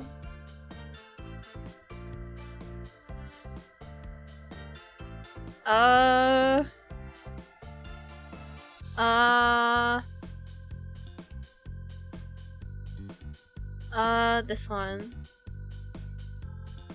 Immediately, you wish you hadn't opened your mouth. You meant to thank him, but that kinda just slipped out. Oh, sorry. I meant thanks. Stupid chair! It's dumb fault. The stupid evil chair. Back at it. Flayon simply gives you a bemused smile, though he looks a little pink on his cheeks. Yes! Yes! We did it. Maybe it was just the glow from his hair. Sure. We'll go with that for now. Glad you're okay. I was worried you'd crack your head open or something. Let me get you up. I don't think that would happen just from a chair, but I mean... With not a great amount of effort, he heaves you up and onto your feet. Thankfully, you haven't twisted your ankle or anything. On solid ground, and with your heart rate returning to normal, you straighten yourself out, having escaped the wrath of the treacherous chair. Thank you. I'm glad too, especially since I partnered up with you. I would have hated to eat it in front of everyone. Don't sweat it. You're important to the team, so I'm gonna look after you. It's what friends are for. So, what was that about my arm? Oh yeah, so at this point when you swing your arm, you have just enough time to correct Flayon and have him finish up his third set of the routine by the time class ends. He takes the time to say bye to you, though he rushes off hastily, talking about wanting a bite to eat. Watching him go and feeling particularly peckish yourself, you gather your things and start heading to the cafeteria. All the while, you think about his careful, steady strength and what he said about you. You feel a smile pull at your lips. It may have been something small, but you felt a nice warmth in your chest that he'd referred to you to as friends. When? Wait, what? When? Did I miss something? Hello? And more than that, you feel a deeper yearning somewhere in your chest. Whoa, crazy! Almost like this is a dating sim. As expected, Chef Magni is back at his place behind the serving counter. This time, he's stirring a massive cauldron of some type of, presumably edible, liquid, and has an array of knives and a cutting board to his side. You're not quite sure what to expect. Kiddo! Just what I wanted to see. Have you ever tried pho? Oh, okay. Hearty and filling, and tastes great after a hard morning's work. And everything is nice and fresh too. You swore you just saw him in dance class, but how could this be the same person? It makes no sense, and there's just no time. Magni proceeds to pour some broth from the cauldron into a large bowl, grabs some rice noodles from behind the counter, then slices some thin beef strips, chops a bit of white onions, sprinkles on some bean sprouts, and places the bowl on your tray with his signature panache. I don't know. That looks so yummy though. Voila! Nice and fresh with a little touch of my own. Never say the great Chef Maggie doesn't know how to cook. You side-eye him, but take the bowl.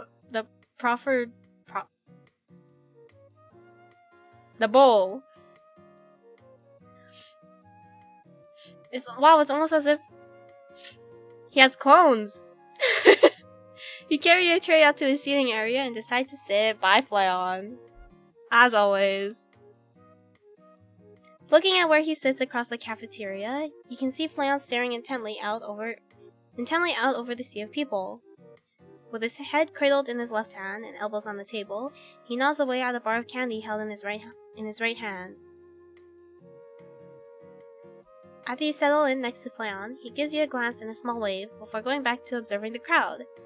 He's so focused that by the time you're halfway through your food, you're definitely curious about what he is thinking through so intently. So... Fleon, what you thinking about? Huh? Well, it's kinda silly. I was just thinking, if I was a cat, what type of cat would I be? Black cat, easy. Well, now that's definitely not what you were expecting. You stare at him, trying not to laugh. He stares back with wide eyes. When he sees you about to laugh, his face turns a pinkish red. Hey, come on, don't look at me like that. I said it was silly. Well, I didn't know it'd be that silly.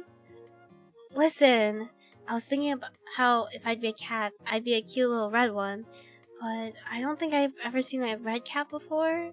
So I was trying to think of what other cat-like colors I'd be. Like a reddish brown or something, but nothing seemed right. And then I started thinking what colors would fit other people with non-cat colored hair, like Tartar with his bubblegum blue hair. Tartar? Tartar? Tartar? Altair! By this point, he's barely able to choke out words in between wheezes of laughter with you in much the same condition. Finally, when he can breathe and Fleon's wiping tears out of his eyes, you think about his conundrum for a solution.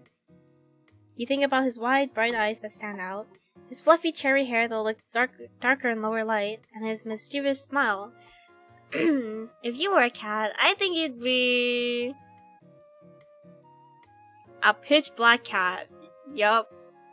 He raises his eyebrows, surprised. Really? What makes you say that? Well, you know that thing where all you can see of the cat is their eyes? You've got bright eyes and your hair looks darker sometimes. For some reason, explaining it out loud is making you a little embarrassed. But thankfully, Fleon looks rather pleased nonetheless. I wish I'd asked you first before working my brain too hard on it. Thanks for not calling it stupid or anything. He leans sideways and gives your shoulder a nudge with his head, smelling faintly of sunscreen. You feel a warm smile creep onto your face. Happy to be of service. As you both finish eating, the cafeteria gradually empties.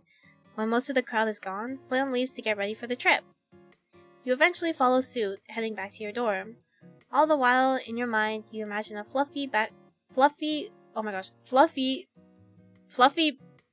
cat with multicolored shining eyes. Holy moly. Ooh, new background. As you head out to the green, you see two separate groups of campgoers. One group is standing with D Noir, while the other is grouped up around the idol Dai Senpai. If you remember your schedule, that makes sense. One group is going into town to shop and explore, while the other group is headed to a local beach. How do you want to spend your afternoon? Ooh! Ringo's not a beach person. So let's go here. You walk over to the group headed by D Noir. Okay. He is passing out maps of downtown Paradise and giving general advice to eager teens surrounding him. Since we're fairly close to downtown, we'll walk over as a group. Then I want everyone to buddy up, just to make sure no one gets lost. Besides, it's more fun with a buddy. He smiles, but it's not very convincing, at least you. You can roam the downtown area freely. Just make sure to meet up at the corner of Wall and Grove by 5 p.m. so we can get back to campus for dinner in a timely manner. Everyone nods in a not exactly convincing manner, and D Noir sighs. We won't leave anyone behind, so be on time. Otherwise, you'll annoy your fellow students, and we can't have that. Now, let's get moving. To town we go! Ooh! Pretty! The group of students shuffles along until they reach a particular corner. Downtown is tantalizingly close.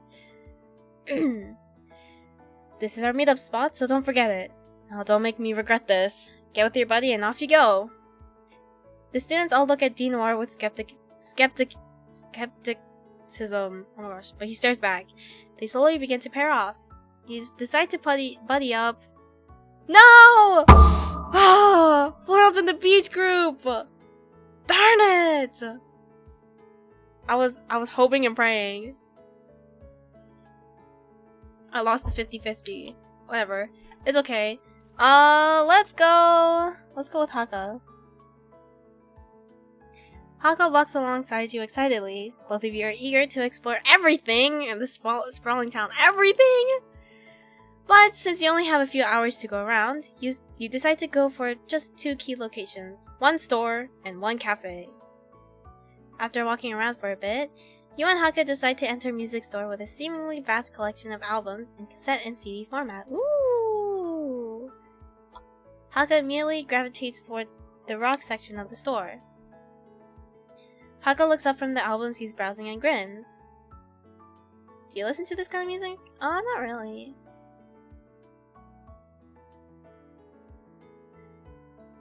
It sounds like noise to me. It's crazy. Not really, but I'd love to learn more. My parents are classical pianists, and my older brother's a jazz musician. I wasn't exposed to much rock music growing up, but I've always been curious after hearing some cool rock songs on the radio and on TV. Haka's face lights up like the sun. Aww. Let's get you more exposure then, shall we? He excitedly starts talking to you about his favorite bands and the different subgenres of rock. His love for music is seriously infectious, and you can't help but be pulled in. After spending some more time browsing the other sections in the music store, Haka leads you out of the store so you can find a nice cafe to hang out in. You two wander around for a while, until Haka spots a cafe offering a special buy one get one promo on strawberry lattes. Yo! You both walk in and order the drinks. Once you have them, you find a table near the window and sit down to enjoy your drinks and talk some more. Watching Haka happily sip his strawberry latte while sipping on your own, the question forms in your mind. Hey Haka, what will you do once you achieve your dream of being an idol? Haka ponders this question silently for a few moments. Then he shrugs. I'll probably just continue being an idol for the rest of my life. Oh. You imagine an old geriatric Banzoin Haka still hobbling up on stage, hair all white, bones creaking, coughing up a storm when he tries to sing. That's insane! Hello? That's a crazy visual. It's oddly horrifying. You shake your head to shake the vision out of your head. What do you mean by that? Haka laughs.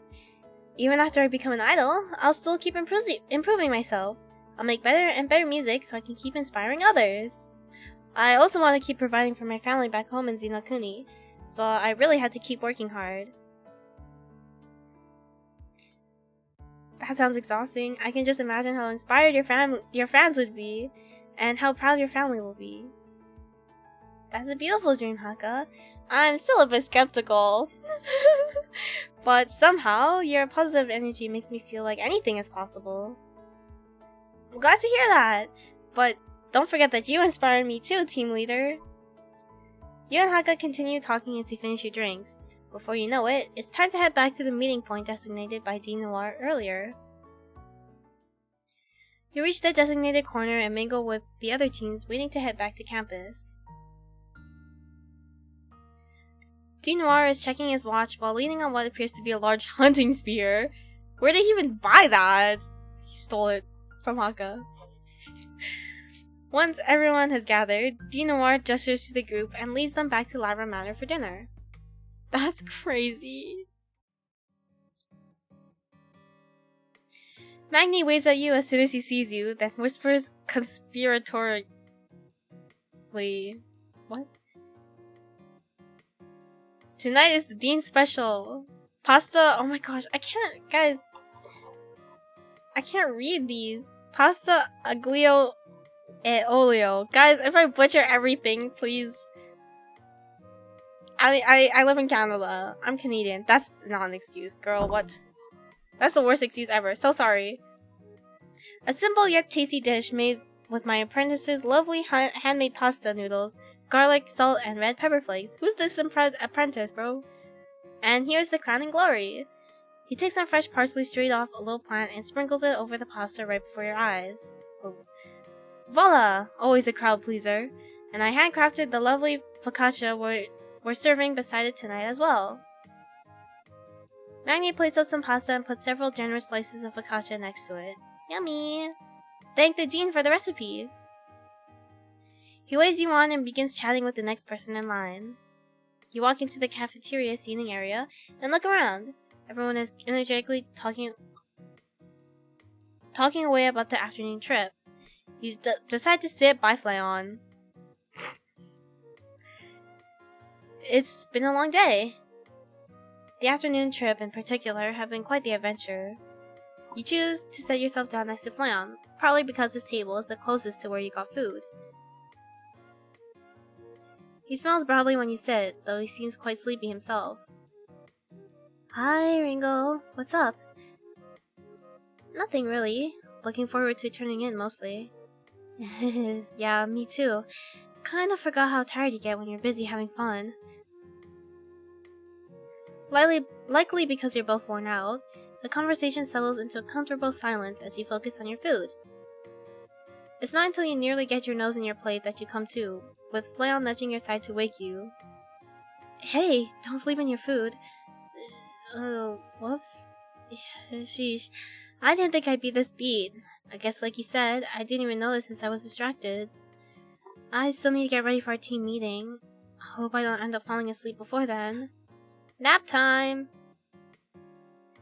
Here, you can have the rest of my drink. I don't think I'll finish it. Sugar might help you wake up a bit. He slides you his strawberry milk with a straw in it, which it seems he hardly made a dent in. Oh, and if you want your own straw, I can go get you one. Will you accept the drink? Yeah, that's fine. I share straws with people all the time, so whatever. You aren't afraid of a little indirect kiss, so you accept the drink as is. This way, too, he doesn't have to go fetch you a new straw. True. Giving it a sip, you find that it's still chilled. That, along with the rich, sweet taste, does succeed in waking you up a bit. Yummy! Thanks, I appreciate it. It does help a lot. I want some strawberry milk now! You're super welcome. You're a part of the team, so we gotta look after you too. He flashes you a smile, one that you return. Likewise, when he yawns into his hand a second later, it spreads onto you. You both stare at each other before laughing. The rest of dinner passes uneventfully until everyone, including you two, heads out for their team meetings. The milk was just the thing to get you through the rest of the night. Oh my gosh. When you walk into the room, everyone is gathered around the nest that you had made for your unexpected visitor the previous day. Oh shoot! We haven't given that thing food all day! It's a perfect fit, right? I don't know if this is a good idea. Is it even okay to treat it like a pet? It's obviously tame though. It didn't even flinch when we came up to it. I like it. It looks even more like a mascot now. Although we can't probably really call it our mascot until Ringo gives it a name. Oh shoot. I'm telling you, we are not eating that thing. Is something happening? Have we picked a name yet?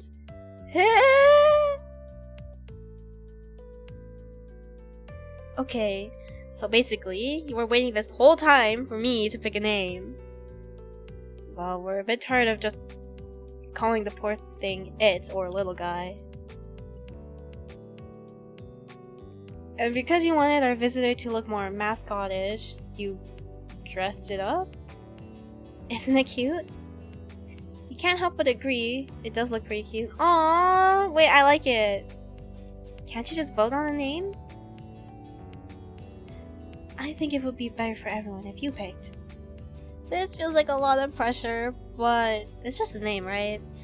And you did agree to pick one yesterday, so you should follow through on your promises. Okay, let's take a moment to think. What were the names that everyone suggested again? Comet, Twinkle, Bandit, Wayfinder, Snot Rag, Meatball. I like Comet. Altair suggested Comet. Go with this name? Yes!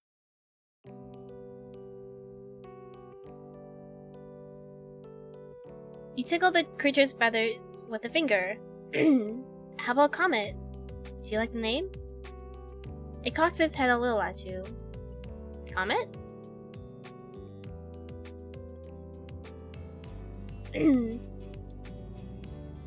Snotrag is tough low-key, is it? Really? I don't know.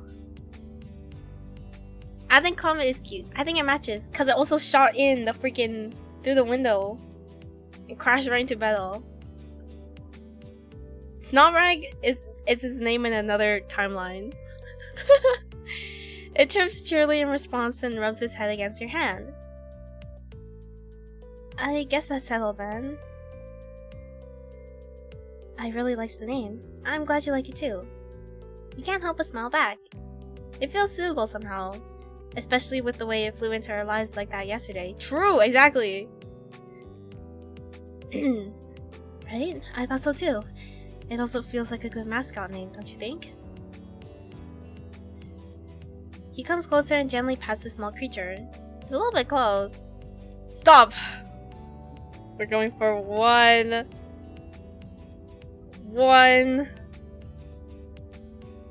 member and one member only.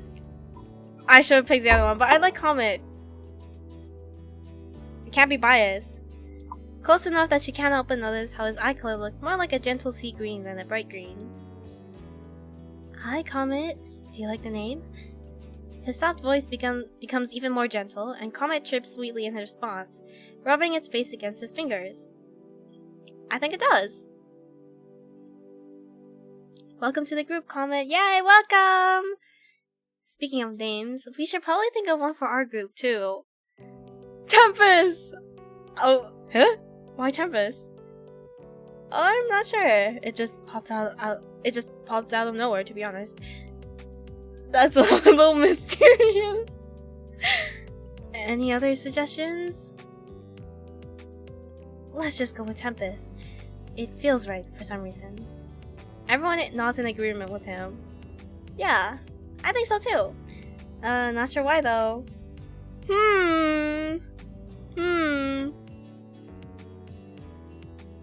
You suppose it'll be one of life's unsolved mysteries.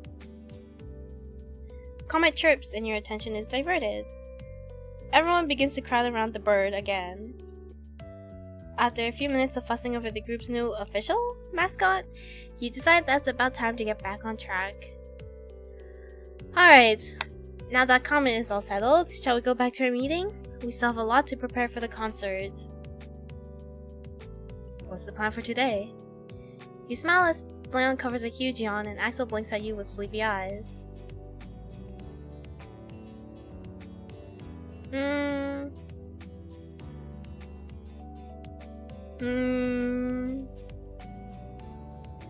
Well, we were also kind of falling asleep. But I let them chill on the first day. We had to lock in. Since everyone seems kind of tired, shall we take a walk? Oh, sure. It feels so different when the hall's empty like this. With the empty seats and vast room, it almost feels like your group has the world to yourselves. You grin as they chatter excitedly, making their way closer to the stage.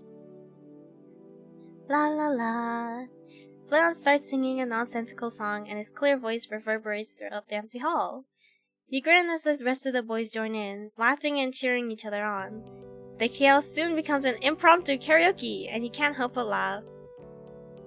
They stop for a breath between songs, and you notice something. Why are you all lingering in the aisles? They glance at each other, looking a bit sheepish. I guess we were all waiting for each other to go first. Oh my gosh. You can't believe they're getting shy at this point.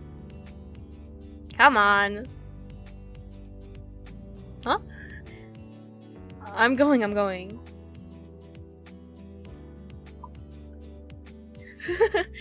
You gently push Betel and Axel forward, grab Flail and Shinri's wrist and urge Haka and Altera in front of you. If you're going to hesitate when no one's even here, how will you handle performance day? Let's go. I already got permission, so it's fine. With some verbal and physical encouragement, you guide them towards the ramp and push them up to the stage. Try lining up. You're going to have to perform on the stage in a few days, right? Let's see what it's like to stand front and center. It takes some shuffling, but they end up clustered in the middle of the stage, chatting excitedly as they do so. Hey, wouldn't it be great if we worked on the routine for our song? We should show off some moves! Ooh, what if we had, like, white outfits? What if you had outfits like in their 3D live concert? Holostars Everglow. The hall is pretty dark, so it would stand out, right? Is it? It's all the walls are white. Soon they're trading different ideas for their performance. As you stand watching from the front row of seats, you can't help but grin at their excitement. This might not be their first time performing, but it would be the first and maybe the only time they would be performing together on this stage as an idol group. You can't help but hope that it will be a memorable day for all of them. Your thoughts are interrupted when Flail crouches on the very edge of the stage. He gestures for you to come closer. You should come up too. You guys are the ones performing on the day, so it's more important that you get used to it. Besides, someone needs to be in the audience, right? No, you have to be here too. Shinri, who is hovering on the edge of the group, comes over and nods in agreement with Flayon. He's right. You're part of the group, so you'll be up here with us, right? Their insistence makes you smile, which they apparently take as agreement. Huh? Want us to pull you up? Sure. I might be a bit heavy though. Dude, Flail just literally caught you, girl. Be so for real. Flail and Shinri both reach down and grab your left and right arms, making you yelp. Hold tight. Between the two of them, you're lifted high enough that you can scramble onto the stage. Thanks. You're a little embarrassed, but neither of them seem to think much of it as they help you to your feet. No problem. It's a bit faster this way, right? You can't help but grin at the mischievous twinkle in their eyes. I guess it was. Your thoughts are interrupted when a couple of them suddenly burst into laughter at something Axel said. No way we're doing that, man. Come on, it'd be just a little hee hee haha, right? Hee hee haha. You step forward to try and curb whatever bad ideas are brewing, and time flies as the group hashes out what they want to do for their performance. All too quickly, the evening bell marks the end of the day, so you urge everyone off the stage, and the group slowly disperses for the night. You stretch languidly and prepare your pajamas for sleep. So far, camp has been going pretty well. Only 3 days left until the Idol Team concert, so you'd better stay on your A-game. Even so, everyone's so talented, so you're sure they'll make a good showing. The best you can do is help them along the way. You have to admit though, you're having a great time with Flayon so far. Things are going so well. Maybe it's a friendship, or maybe it could be something more. Whoa! Hint hint, wink wink, nudge nudge. But camp is so short. Still, who's to say what could happen in the next few days? You hum a bit, considering the possibilities. After heading to the bathroom to brush your teeth, you get in bed, turn off the light, and get some sleep. Day 4.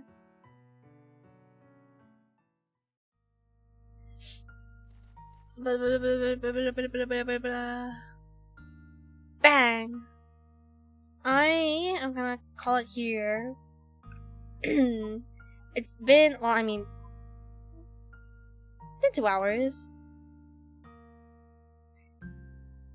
But I have to finish I have to finish my laundry, so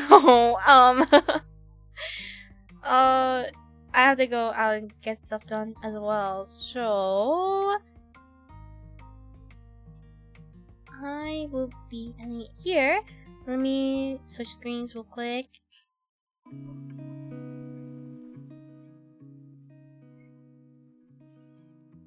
Wow! Wait, that was so fun. I kind of wanna keep playing, but we should call it before I get too far, too deep.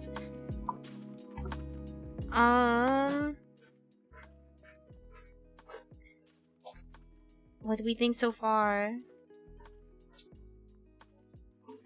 I think it's fun. I really like the sprites. They're also cute. How do I... Oh! There's a... Wait, hold on. Wait. I need to show you guys this. There's the schedule. You can see it. Oh my gosh. I didn't know that. I did not... It tells you who's who, where... Oh, I did not know that. Hello? Why am I finding this out now? Oh my gosh.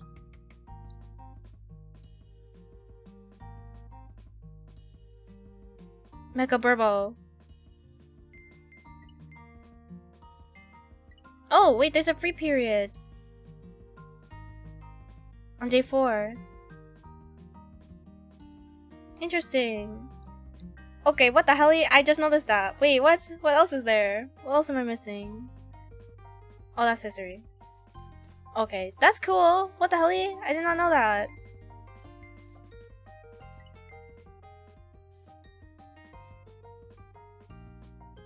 The concert's only an hour and a half. Fireworks! Oh my gosh. Okay, going back.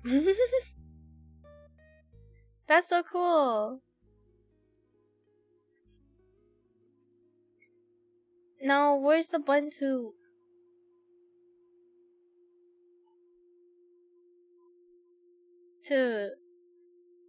exit? Where's the exit button?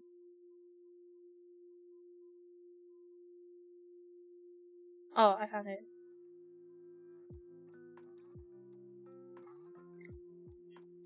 Okay. Yay! You like the characters? I like the characters too. This is a fan game for Holostars Tempest. So all the characters are actually VTubers. And they're really cool. And they're my Oshis and I love them a lot. Yeah. So the game is Stargazing Season by Stardial Games. Yeah, all the characters are from Holostars Tempest. Magni and Vesper, so Dean Noir and Chef Magni, are graduated members of Tempest. I think it's really nice that they still included them. And then the other members of Tempest are still active right now. Flail is my Kamiyoshi, so I kind of have to play the game, you know? Yeah, I've been waiting for this game for a while, and I'm really excited to see the ending. Oh my gosh! Yeah, it's really cool. There's the little subtle references, which I really love. I love playing, like, VTuber fan games, because you can see all the little references that are always in there, and it's so fun. I love seeing those. But yeah, let me get the itch.o page, actually. I forgot to pin that.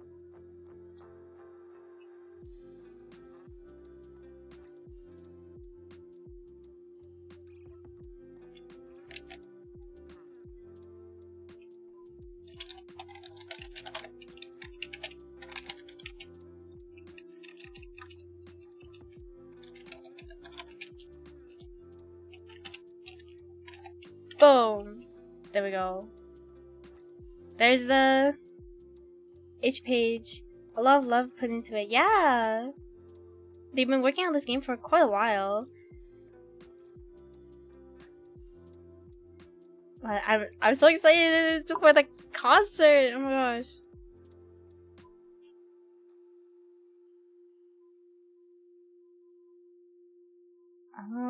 So I'll definitely have to continue this again next week. My schedule for the week, I don't have a proper schedule. I'm sorry. But Friday and Saturday, I'll be streaming at 6 p.m. PDT. Friday, I don't know what I'm doing yet. I'll figure it out. I'll figure something out. We'll, who knows? Maybe we'll continue this game. Saturday, I think I put Zato.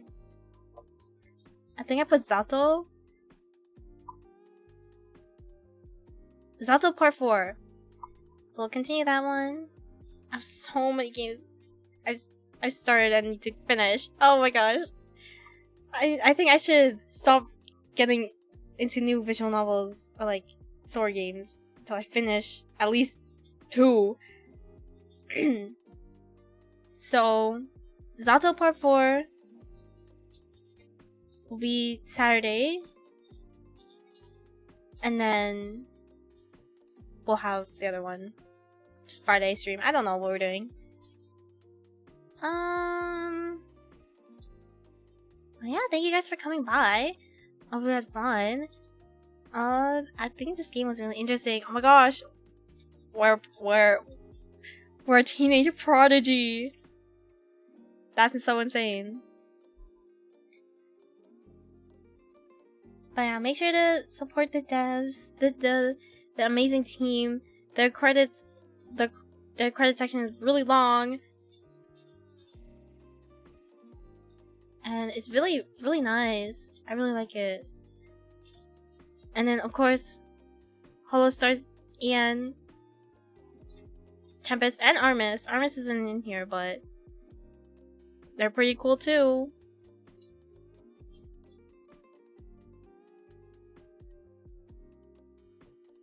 Well, yeah.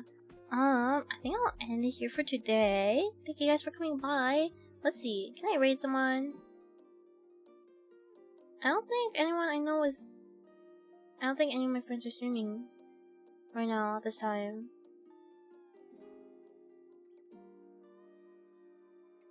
Yeah, no, that's alright. Yeah, they all stream, like, later. Thank you for coming by. I hope you guys have a great rest of your day, or your night, or your evening. Or your morning, I guess.